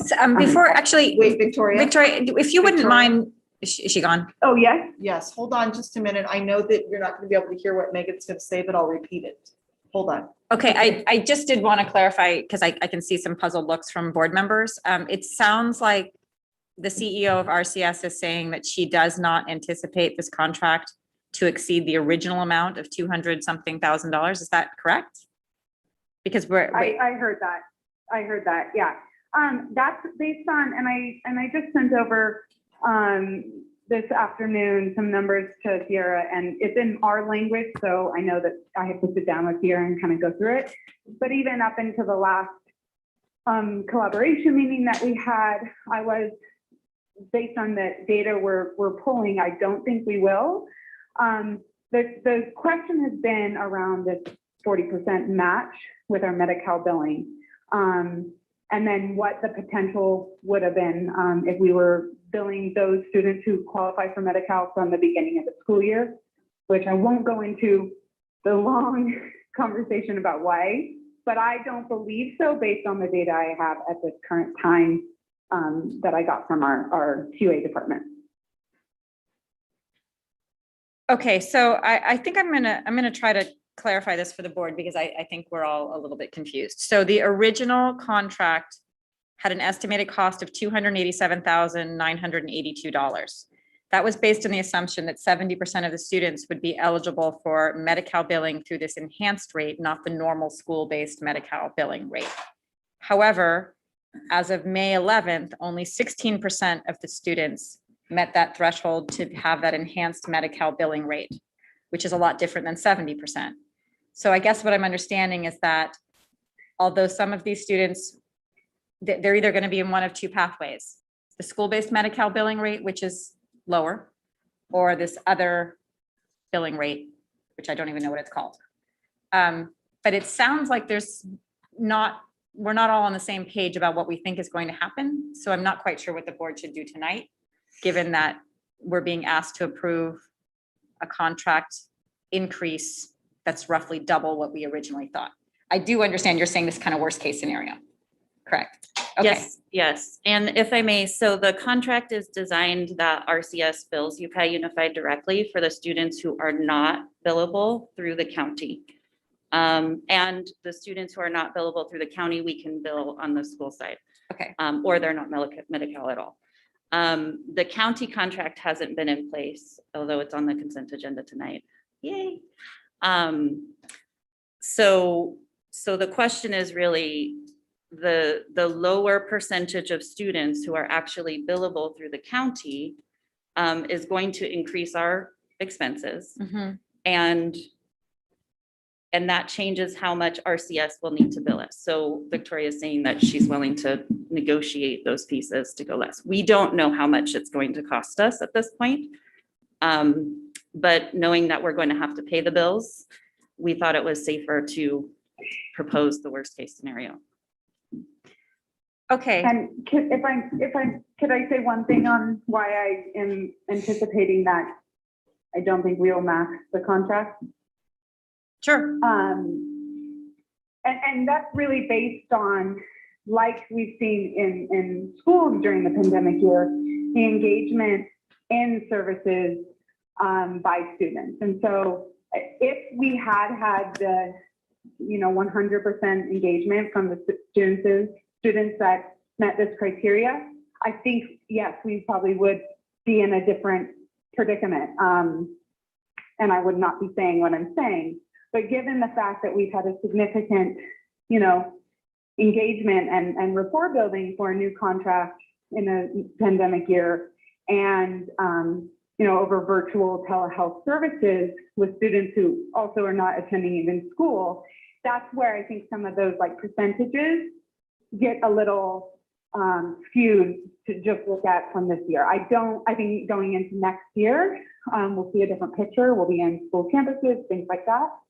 And be able to build the relationship, I think, in a stronger way with both the students and the families to get them into the assessment process and move them through to get approval via Medi-Cal and go through that contract. So.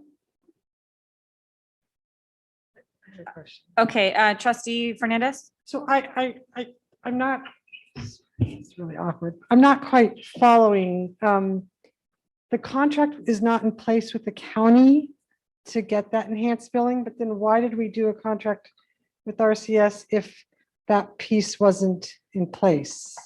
We have been trying to get that contract in place for months. So it's finally finished.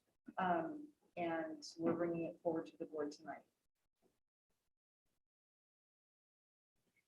So if I'm gonna summarize fairly crudely, this has been rocky this year. It's hard to tell whether it's pandemic related or kind of a flaw in the way we set up this program, or maybe both. And so you're suggesting that we approve what could be the worst case scenario, with the understanding that we're gonna try this again next year, hoping to have a different outcome. Yes. Okay, is that board members following that or have questions on that? I mean, I can't really read your expressions very well with your masks on, but other questions? Well, I mean, I don't need to hear it tonight, but I guess I would like to hear from both parties eventually, like maybe at the end of June, their analysis of their lessons learned and what they're changing for the future. And I understand that you don't even have all the facts tonight to be able to present that, but that's what I would want to see. By the end of June, by the end of the school year. Trustee Barrett? I would just comment that if we do decide to go with this worst case scenario and approve this tonight, that I wouldn't want to see that happen again. Me neither. And we're happy to provide that to the board. I don't know that contract negotiations or I'm not sure that a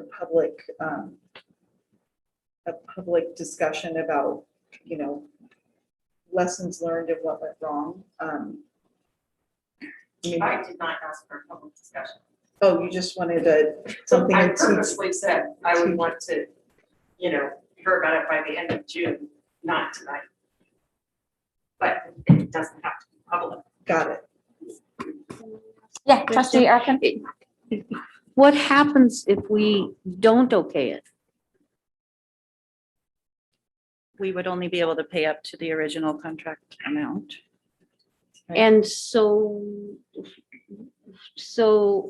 all the work that they've done that they're possibly billing us for will be not done, or what? Not paid. The work's not paid. mostly done, right? We're near the end of the school year. So it's done. So if it's done and we're asking for that amount of money, I mean, they're asking for that amount of money, that means that we would be obligated to pay them, right? Yes. Yes. Okay, so we're obligated to pay it no matter what, but you're letting us know that the contract amount is going to exceed what we originally anticipated. But I think trustee Arkin is correct, right? I mean, the work was done. We had agreed to pay them $2.80 an hour or minute or whatever it was for the work that they did. The work did happen. So, okay. And part of what Victoria is saying is that because of the pandemic, not as many students were able to, or were, engaged. So the work being done, we've attempted to engage them, but if they didn't participate in their counseling, we're not being billed for what didn't happen. Right. So there's that part too. And I appreciate her, trying to keep us within the contract and working to negotiate it. So if we don't approve it and we can only pay what we can pay, and she's okay with that. Well, it feels very muddy. It feels very unclear. It's hard to sort of understand from my point of view what sort of happened to have it be double. And I'm not sure I do, but we do have to pay it if we owe it. It does sound like we need to pay it if we owe it. I don't understand the rush. Why don't we just wait until June? Well, we did want to approve the county contract, but that's on the consent agenda. So that was sort of like, that is important. So that is true. Is there a reason, Sierra, you need the approval tonight, or would we want to wait till we have a real accurate number, do you think? We adjusted to the worst case scenario at first interim when the contract with the county was not in place Okay. when we expected it back in August. So. it was So you adjusted the budget saying we have this contract obligation and we're not right sure if this is going to be pulled off here. So we might as well make sure we budget our worst case scenario. And now you're back, you're kind of coming to us to say that this number would match what was budgeted. Correct. Okay. But that's just a budget. It's not the actual dollar amount. So I'm starting to think, Trustee Mulgard, I'm agreeing with you. Perhaps we wait until this is finalized for the final dollar amount. Does that make more sense? Well, if one party is saying 287 and is some huge number, and one party is saying probably zero, if there's no harm in waiting, we know the money is there. Mhm. Why don't we wait? Because by doing it now, I just fear the precedent it sets, that it makes us look like we don't know how to manage contracts, or we willy-nilly let people exceed their contracts, or whatever it might be. Would that cause problems for you if we waited? I don't know if it causes problems for the fiscal department, but it doesn't cause problems for me. Do you think it causes problems for the fiscal department? I think we can wait. And I just will share with the board, I have reached out to the county to just kind of debrief what happened with the county contract. So I can learn more about that process. Thank you. So anyway, I have reached out to the county on that. You know, I'm also concerned about if we're in the contract with a company that as it's going over, over what we expect to pay, that to wait this long where we might have to pay double, it seems to me most companies would say, we're going over, guys. Let's get it, we either ask for more now, but this is double. And I wish that somebody had said something way ahead of time. Well, it sounds like perhaps they had, Sierra, since you changed it at first interim. We have been waiting for the contract with the county. Right, so we've got more than one variable here. We have the county contract, which, so now that you have the contract in place, you also still have to wait for the county to do all the billing, which actually I'm anticipating might be a long time. So I don't think June is actually even when we're gonna have final answers. So, They'll bill it retro? yeah, I'm sure it's a retro contract. The That's how the contract thing- the contract that's on the consent agenda is retro to October only, To October 2020, 2020. 2020. And I hope it's going through a whole nother year. Or do we only do 1 year? Our We- legal counsel has asked that we rewrite it for next year. Okay, I'm involved in that process. So there are some good opportunities in having a workable contract. So anyway, I've been in communication with the county about getting our legal counsels to be able to talk to one another so we can have a contract that works for both parties. okay. So it sounds to me like that what actually happened this year is probably not going to become clear till September or October. Is that, I mean, I think. But it won't be June. I'm quite sure of that. So- Our goal is to try and make this partnership work. I mean, Right, I I think got we it. all have that as a goal. And we started this partnership in a pandemic and it's been fraught with many Right. challenges and probably most of it is pandemic related. And so we really want to try and figure out how to make this work because we think it'll be a good partnership going forward. But there are a lot of factors. There's the county, there's us, there's RCS, and it's difficult sometimes to make things work in a pandemic. Okay, so what I'm going to summarize perhaps is that we don't approve this contract amount right now. We understand that it's budgeted at that amount so that we have the room to pay what the actual costs are. And there will be a circle back at some point so that we can actually approve what the actual amount was. Are people comfortable with that? If Just getting a- Steve decides we need to do it sooner For some fiscal we'll reason? Bring it back sooner. Yes. Okay. Does that make sense to people? Okay. Victoria, do you have any more questions or concerns with the direction? If you can hear us, I don't even know. No, I gathered most of that. No, I agree. I think that makes a lot of sense. I think we may know before we think, but everything that makes sense to me. Okay. All right. So then we're not going to make a motion tonight. Is that fine? Okay. Thank you for that. Great. That was a little hard to muddle through, but I appreciate the effort. Thank you. So, all right. Thank you. And thank you, Victoria. All right, thank you. Good night. Good night. Okay. I'm going to move us to E1, the first read. No, that's not here anymore. So item E1 was pulled from the agenda. We are on item F1, superintendent's report. Just also a thank you to our special ed team for trying to make all of that work in a with multiple agencies involved and all of that. I look forward to moving forward and figuring things out together. So anyway, thank you, Sierra, for all that you've done this year. Graduations and promotions, we are working on those. You heard our reopening update, so I won't, that's a lot of my report. But we are in the process of planning graduations and promotions.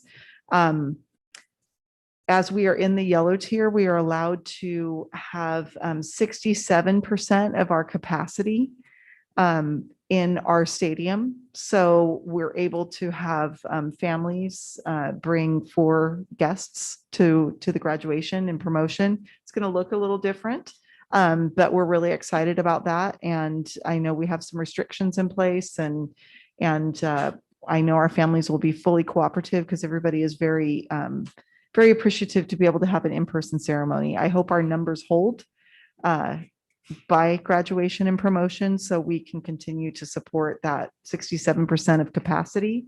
So everybody out there listening, please be super careful and safe between now and graduations and promotions so that we can make sure and get to that 67% of capacity, and you can come celebrate successes with our kids. We spent a lot of time talking about staff, and I really just want to take a moment to acknowledge our students. And I think they've all grown a lot. Nicole and I today were talking about grit, and there have been a lot of studies done on what makes for a successful leader, a successful organization, and it all points back to the grittiness, if you want to call it that, the high level of grit, the ability to get through really difficult things and stay focused. And I think our students have done that. We know we have a lot of work to do going forward and to serve our families. I have to say it's been really fun developing some really strong partnerships with the city for the Safari program. I think we've learned a lot from them about their recreation program and about the types of activities that they're doing with students. And of course, our elementary students love the high schoolers who are around them right now. So that's really exciting. I do also want to say that we are paying for students this summer to participate in space, in the camps for space. So that's really exciting too. And I'm grateful to the board for everything that you all have done. It's so nice to have an in-person board meeting. And I know you all have been asking for this since June, maybe, of almost a year. Yes, so we're really happy that we got to the level where we can actually have an in-person board meeting. And we look forward to having the public back into this room too eventually. And anyway, it's nice to see everybody in person. Thank you, Superintendent Cuban. Board member reports, any board, Trustee Fernandez, your pen is up, is that not? No. Okay. I would just add that Superintendent Cuban and I met with the city schools with 2 representatives of the city. It went smoothly, talked about some of our partnerships and grants, and if any young adult or teen needs a job, now is the time to apply with the city of Ukiah.